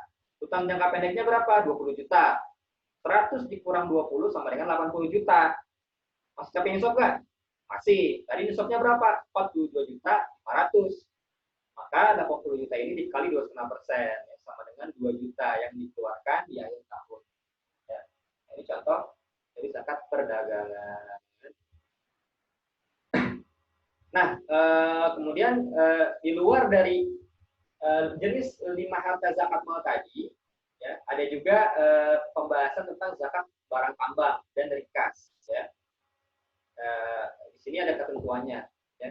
Jadi barang-barang tambang berupa logam emas dan perak, ya, intinya barang-barang tambang dari bumi ya, itu dikeluarkan zakatnya 25% saat itu juga tanpa haul. Ya. Nah sebenarnya zakat barang tambang ini ada perbedaan juga ya, perbedaan pendapat di kalangan para ulama.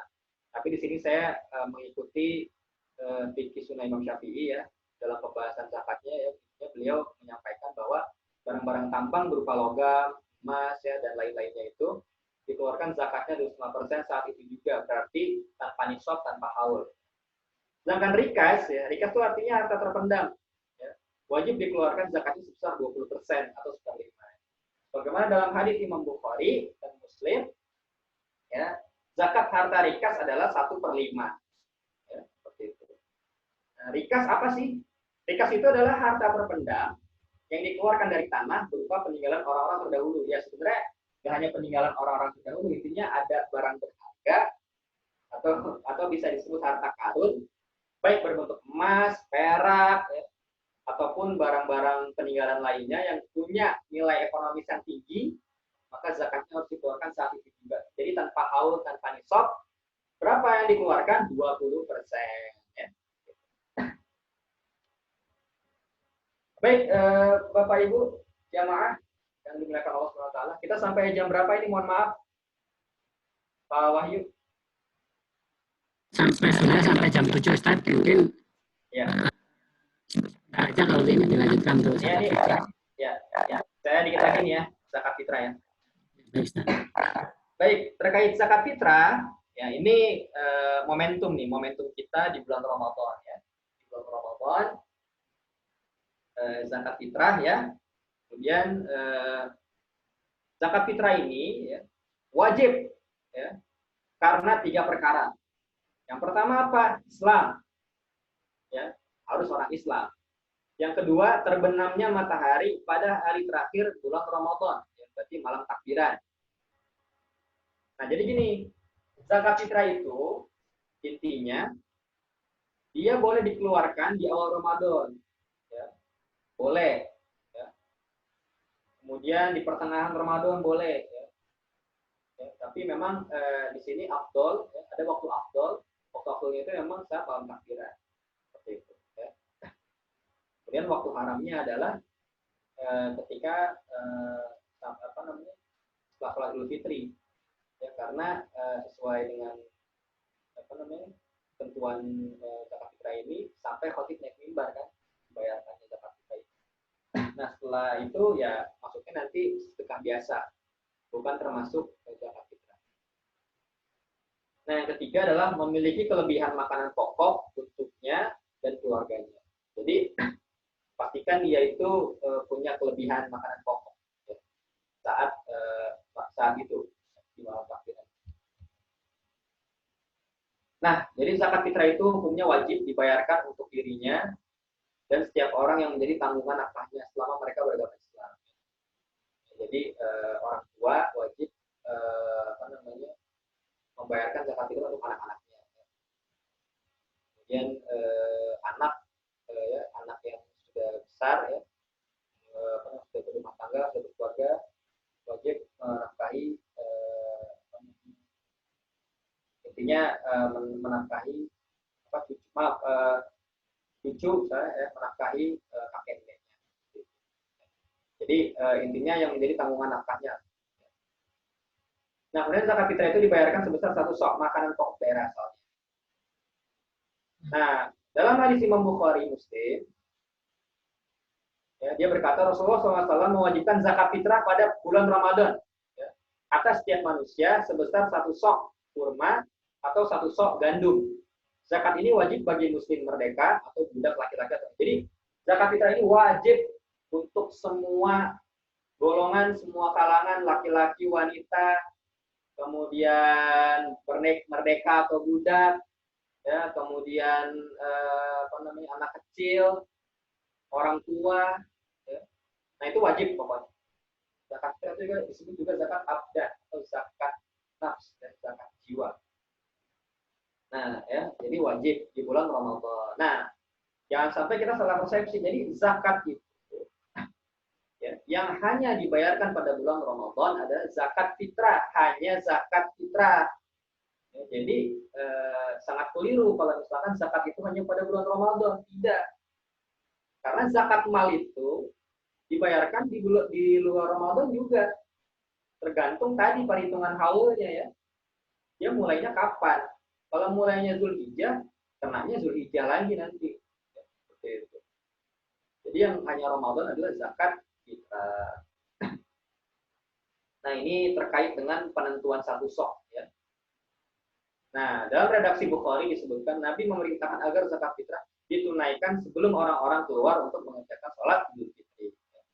Nah 1 sok itu setara dengan kurang lebih 2.400 gram atau 2,4 kilogram. Nah, di sini ada perbedaan pendapat ya di kalangan ulama ya. Mazhab Hanafi berpendapat setara dengan 3,8 kilo, kemudian mazhab Maliki berpendapat senilai 2,75 kilo, mazhab Syafi'i setara dengan 2,75 kilo, mazhab Hambali setara dengan 2,75 kilo.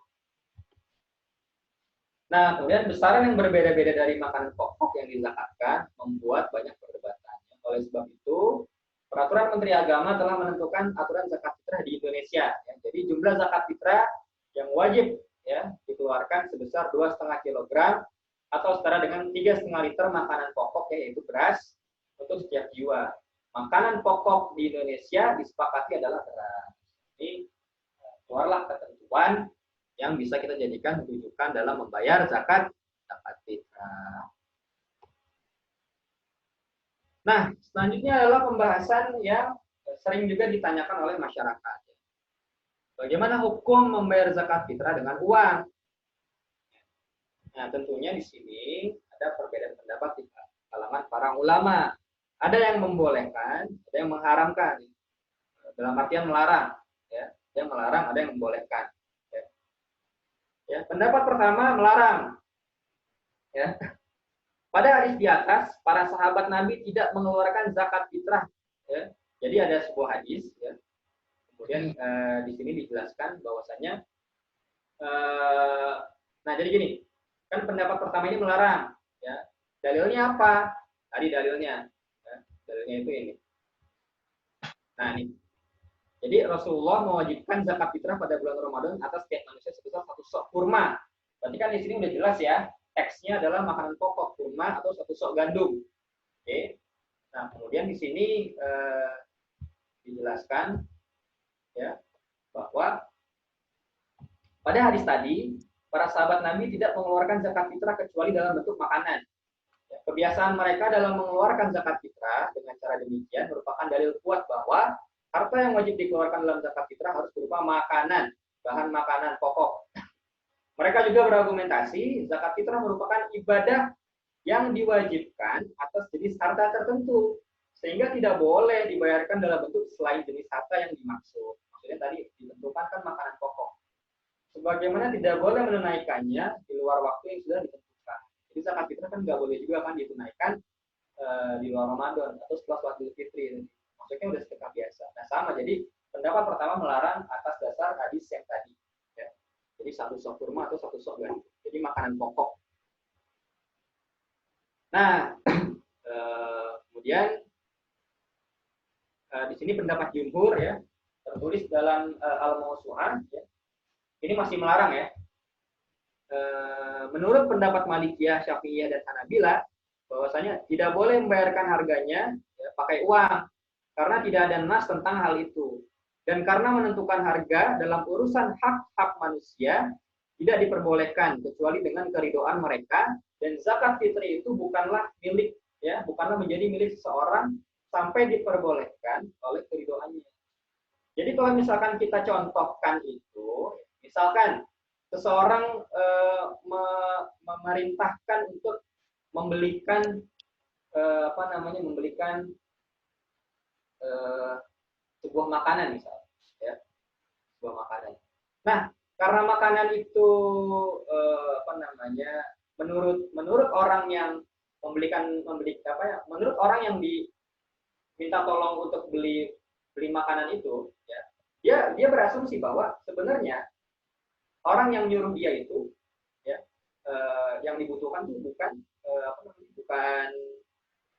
bukan makanan, tapi pakaian. Akhirnya dia inisiatif beliin pakaian. Nah ini kan masuk ke poin ini maksudnya ya. Jadi menentukan harga dalam urusan hak manusia itu tidak diperbolehkan kecuali dengan keridhaan mereka. Dengan zakat fitri itu bukanlah menjadi milik seseorang sampai diperbolehkan oleh keridhaan. Jadi memang kalau diperintahkan untuk bayar pakai gandum atau pakai makanan pokok, ya udah itu makanan pokok. Gitu. Jadi jangan berinisiatif. Nah ini poin dari dari ini.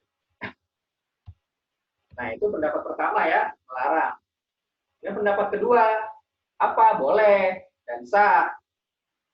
Ya, mana dalilnya? Ya, ini pendapat para sahabat, diantaranya Muawiyah, Syu'bah, juga tabi'in seperti Atha, Umar bin Abdul Aziz, Hasan al-Basri, Imam Abu Hanifah, tabi'in seperti Sufyan ats-Tsauri, para imam besar hadis seperti Imam Bukhari, fuqaha seperti Imam Al-Aini, Imam Al-Mawardi, Ashhab, Ibnu Habib, bahkan Ibnu Taimiyah menyebut ini salah satu pendapat mazhab Hambali, dan inilah pendapat yang adil. Ulama kontemporer seperti Syekh Muhammad bin Ibrahim, guru dari Syekh bin Baz, Syekh Al-Qardawi, Syekh Husamuddin Syekh Husamuddin Apana dan lain-lain. Nah, ini pendapat dari beliau-beliau ini ya. Kemudian Abu Ishaq As-Sabi', seorang tabi'in yang pernah berjumpa 30 sahabat Nabi SAW, ia berkata, aku mendapati mereka para sahabat Nabi SAW menunaikan zakat di bulan Ramadan dalam bentuk mata uang dirham yang senilai makanan 1 sok. Ibnu Abi Syaibah Al-Musannaf. Ya. Nah ini dalilnya yang membolehkan zakat fitrah dengan uang. Nah berkata Syekh Said Sabiq rahimahullah dalam Fiqh Sunnah, Imam Abu Hanifah, ya ini mazhab Hanafi, Imam Abu Hanifah membolehkan mengeluarkan harganya. Ya, sama saja apakah sama dengan bendanya atau tidak. Karena zakat adalah hak fakir, maka menurutnya tidak ada perbedaan, tidak ada bedanya antara harganya atau zakat. Jadi yang penting kan zakat fitrah ini menjadi hak fakir miskin, haknya mustahik. Ya, jadi nggak ada bedanya mau pakai zatnya yaitu makanan pokok atau pakai harganya yaitu diuangkan. Ya. Itu menurut pendapat beliau. Nah, kemudian ini penjelasan lanjutannya. Jadi menurut mazhab Hanafi, zakat fitrah boleh dibayarkan dalam bentuk uang. Ya. Mereka berpedoman pada firman Allah Subhanahu wa taala, "Lan tanabilul birra hatta tunfiqu mimma tuhibbun." Nah, ini dalilnya.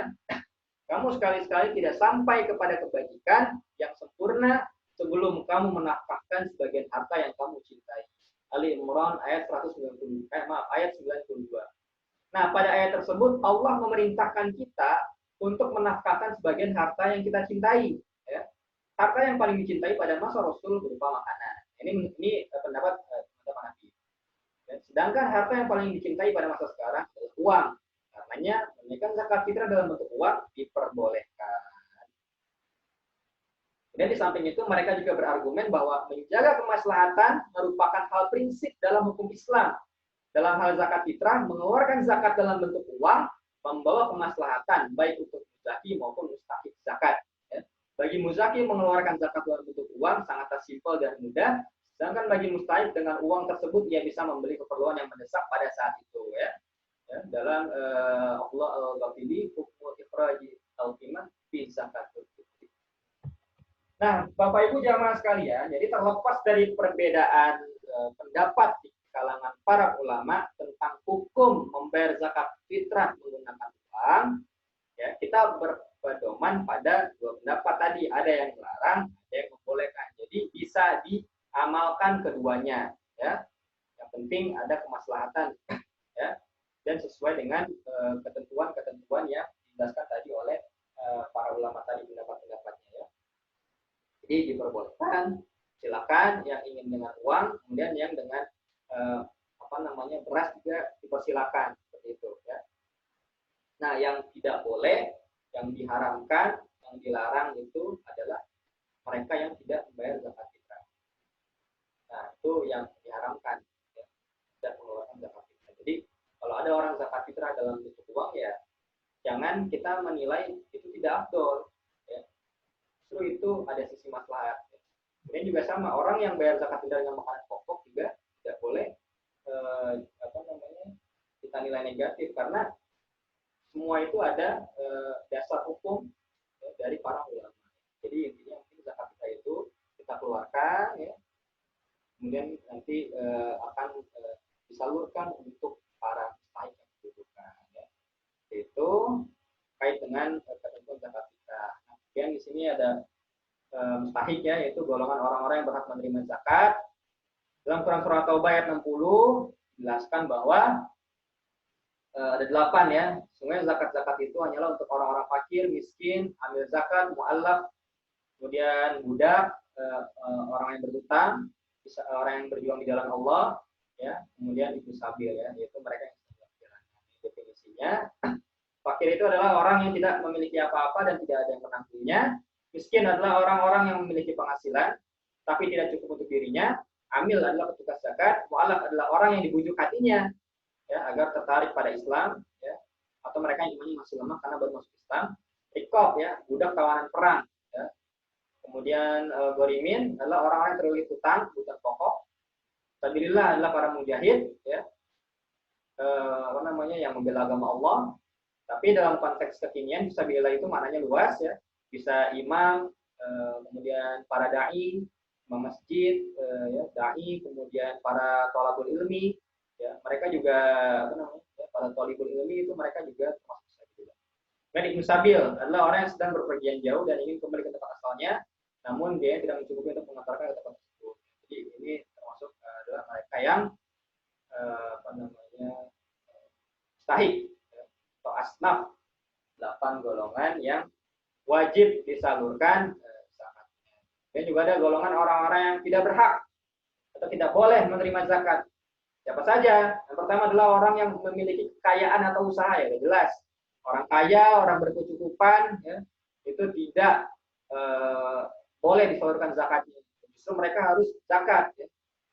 Dia harus yang mengeluarkan zakat, ya, jika sudah memenuhi ketentuan wajib zakat. Yang kedua, budak. Mengapa budak tidak boleh disalurkan zakat, ya?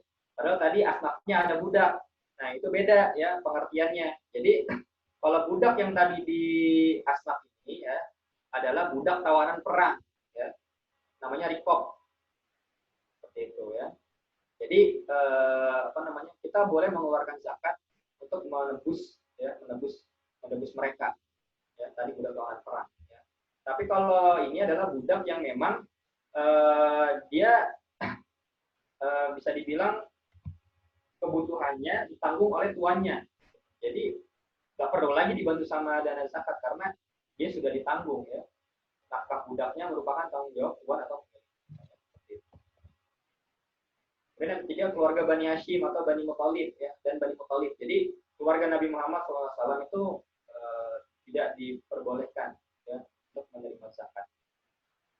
Karena ada hadis riwayat Muslim. Sesungguhnya harta zakat ini adalah kotoran manusia. Mengapa? Karena kan tadi zakat itu fungsinya mensucikan, membersihkan harta, ya kan?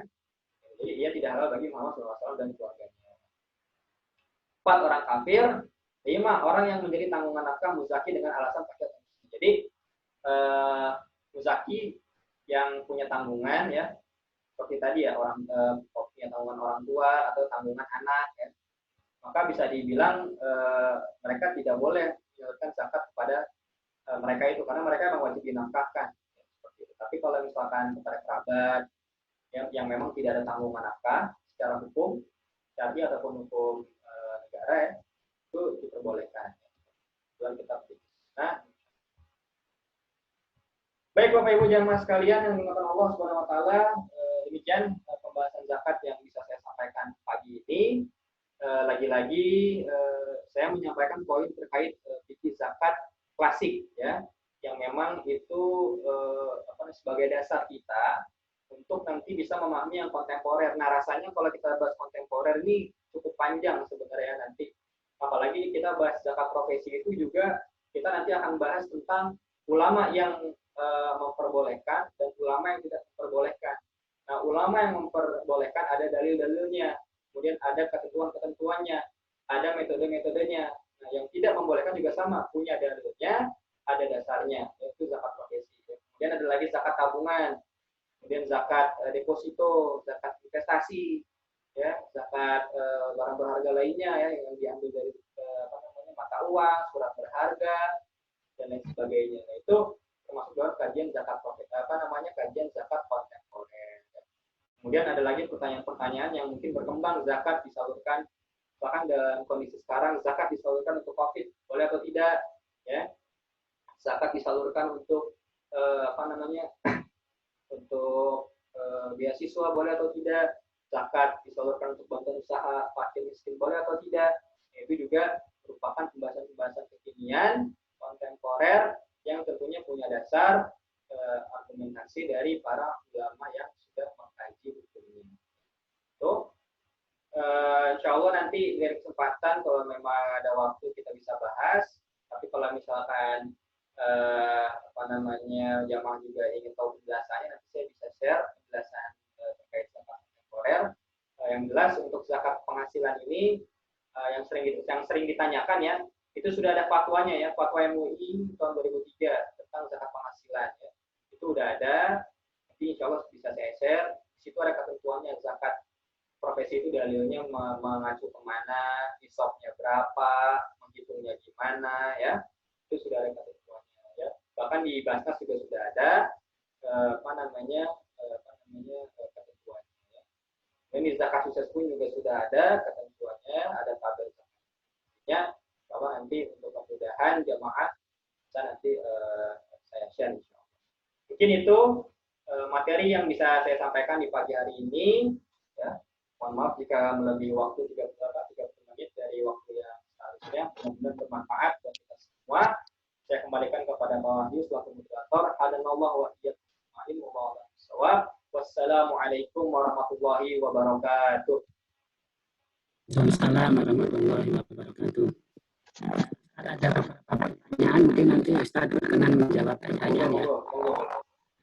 Sebelumnya kami sampaikan kepada jamaah Masjid Al-Muhajirin bekerjasama dengan Lembaga dan Zakat Sukses sudah membuat konter juga untuk bagi jamaah yang ingin menunaikan zakat ataupun hanya ingin berkonsultasi, nanti bisa datang ke Masjid Al-Muhajirin Kelapa Residen setiap hari sampai tanggal 23 Mei. Jamnya jam 13 sampai jam 15. Demikian ya. Kemudian kita masuk ke pertanyaan.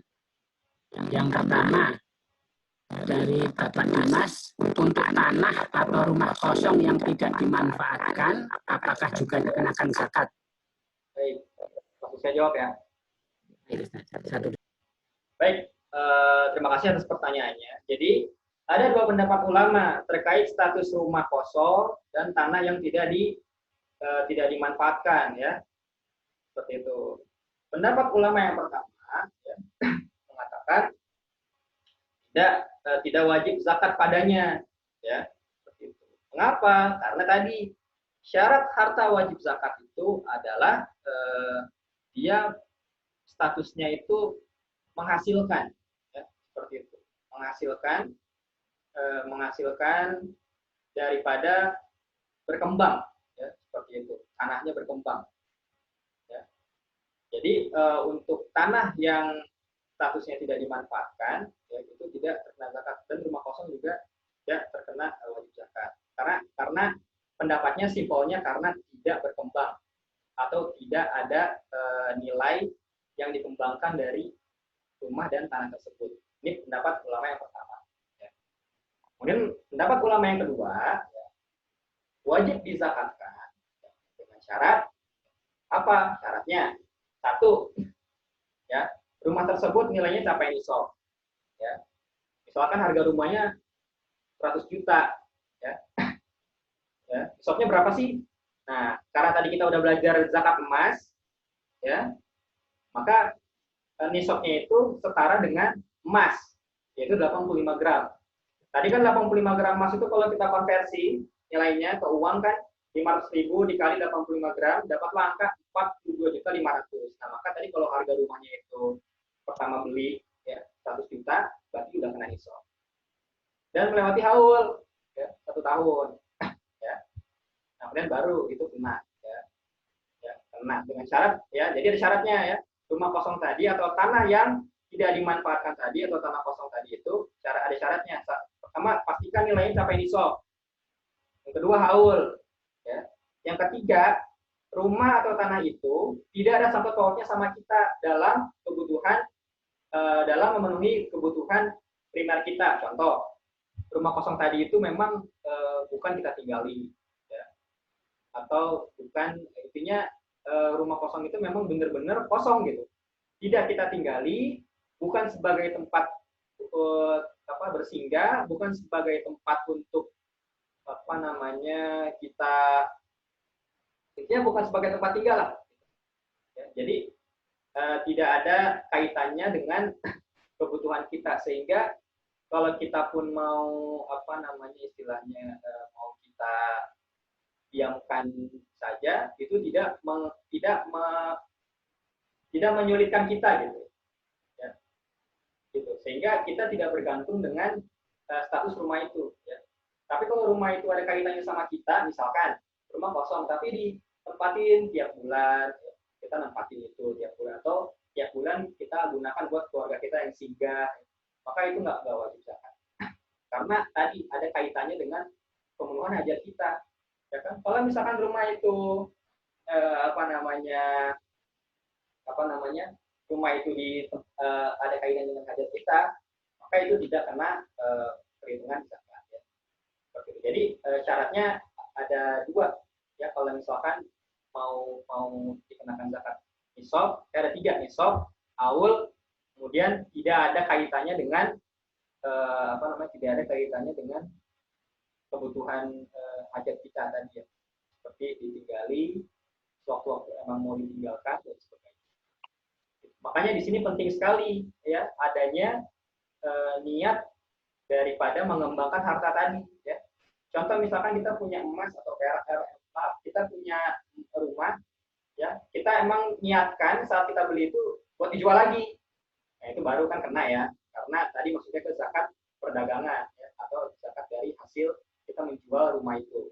Ya, pastikan kalau nilai rumahnya sampai nisab dan lewat haul. Ya. Kemudian zakat dari penjualan tanah, ya juga sama.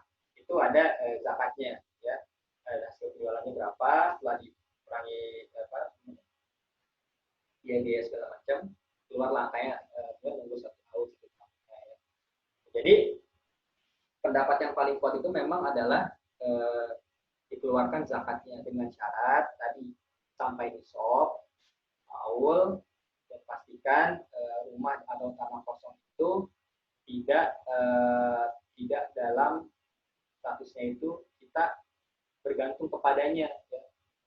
Karena sama aja kalau kita punya mobil, kita pakai pribadi, walaupun jarang kita pakai, tapi statusnya itu emang buat kita pakai, ya. Bukan kita sewain, bukan kita buat kita jual tuh mobil, bukan buat kita sewain, tapi emang buat dipakai, walaupun jarang dipakai tuh mobil, tetap itu nggak kena status wajib zakat karena motivasinya tadi, ya, bukan untuk dikembangkan.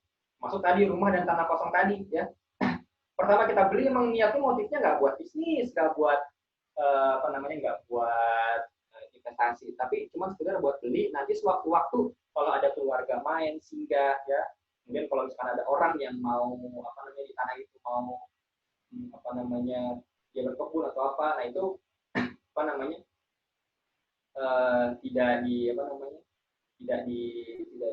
maaf, kalau berkebun itu kan nanti dia masuk ke perhitungan zakat hasil kebun tadi, ya, bisa zakat pertanian atau zakat hasil perdagangan dari hasil perkebunannya, seperti itu. Nah, jadi intinya itu Pak Wahyu, ya, ada 2 pendapat ulama. Yang pertama itu tidak wajib, ya, intinya. Kenapa nggak wajib? Itu tadi karena nggak ada potensi berkembang dan nggak ada motif untuk memperoleh keuntungan, ya. Yang kedua, wajib dizakati, ya, dengan syarat capai nisab, haul, kemudian tidak ada sangkut pautnya dengan hajat kita, gitu, ya. Tapi kalau kita dari awal beli emang niatnya buat itu nanti tanah, udah jalin aja buat ntar, gitu, ya. buat generasi dia, gitu, ya, buat anaknya nanti, ya, atau buat cucunya nanti, gitu, ya. Nah, itu emang berarti dia beli tanah itu udah nggak ada niat buat investasi atau buat niat mengembangkan memperoleh keuntungan, tapi emang hanya niatnya itu untuk, ya, dibeli saja, gitu kan, ya, seperti itu. Nah, kalau misalkan tanah itu nanti dijual baru kan kena, gitu. Tapi kalau misalkan nggak ada motif itu nggak kena, ya.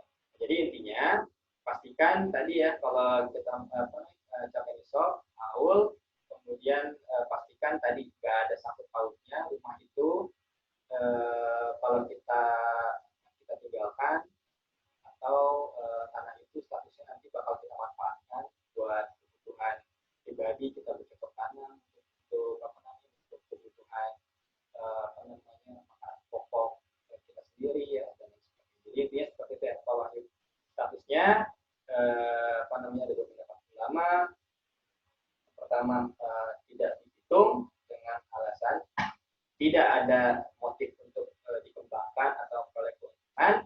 Yang kedua, dihitung dengan alasan dengan syarat dicapai nisab, kemudian haul, ya, kemudian tidak ada sangkut pautnya dalam dengan kondisi kita, gitu, ya. Artinya rumah itu memang kita nggak tinggalin statusnya, ya, tanah itu juga nggak kita cocok tanamkan untuk kebutuhan kita, ya, seperti itu. Dan memang yang pendapat yang paling afdal itu adalah yang paling utama adalah yang dihitung, ya, dihitung. Kenapa? Karena di maslahatil ummah untuk kemaslahatan umat, ya, dari aset-aset yang ada itu. Nah, memang lebih afdalnya dalam dalam Islam itu, dalam ekonomi Islam itu, selain zakat ada wakaf, ya. Memang afdalnya tanah atau rumah yang tidak produktif atau kosong, ya, itu diwakafkan, ya, diwakafkan sebagaimana di zaman Utsman bin Affan, ya. Kemudian juga sebagaimana saat itu ya, di zaman Umar, ya, kalau nggak salah, ya, itu mewakafkan kebun kurma, ya. Kemudian setelah itu kebun kurmanya diberdayakan, ya, masyarakat bercocok tanam di sana, dia usaha dari kebun kurma itu Nah, hasil keuntungan dari kebun kurmanya dipergunakan untuk kemaslahatan umat. Diwakafkan, jadinya akadnya wakaf. Ya. Sama seperti wakaf sumurnya Usman. Ya. Seperti itu. Jadi memang intinya bisa menjadi wakaf, gitu. Bukan zakat. Seperti itu Pak Wahyu. Baik, terima kasih Ustaz. Ya. Sebenarnya ada beberapa pertanyaan lagi. Ya. Yang terbatas. Kalau berkenan nanti pertanyaan ini bisa dijawab. Siap. Boleh Ustaz. Ya, kita sampaikan, nanti jawabannya tertulis dan jawabannya kita kembalikan ke yang bertanya. Siap. Mungkin untuk kajian hari ini kita akhiri, tapi sebelumnya kami sampaikan kembali bahwa untuk zakat ataupun untuk konsultasi tentang zakat ini, DKM Masjid Al-Muhajirin sudah bekerjasama dengan lembaga amil zakat sukses membuka counter setiap hari dari jam 1 siang sampai jam 3 sore di Masjid Al-Muhajirin. Jadi bagi jamaah atau warga yang ingin zakat atau berkonsultasi, kami persilakan untuk di counter. Kajian kita hari ini, dan ini adalah kajian terakhir dari panitia Ramadan untuk tahun ini. Bila ada kesalahan atau yang kurang berkenan, wakili panitia dan DKM Masjid Al-Muhajirin mohon maaf yang sebesar-besarnya. Semoga amal ibadah kita dan amal lain yang kita kerjakan diterima Allah. Dan kita akhiri kajian Ramadan. Masih ada beberapa kegiatan, diantaranya hari ini masih ada pembagian sembako dan pembagian tali kasih pada karyawan dan warga yang kurang mampu. Untuk itu bagi yang ingin berpartisipasi bisa ikut serta di Masjid Al-Muhajirin pagi ini jam 8, dan ada kegiatan halal bihalal nanti setelah Ramadan selesai. Kemudian kita akhiri kajian kita hari ini. Baca doa kafaratul majelis. Subhanakallahumma wa la ilaha illa anta astaghfiruka wa atubu ilaik. Saya mohon maaf apabila ada kekurangan, dan kita akhiri dengan assalamualaikum warahmatullahi wabarakatuh.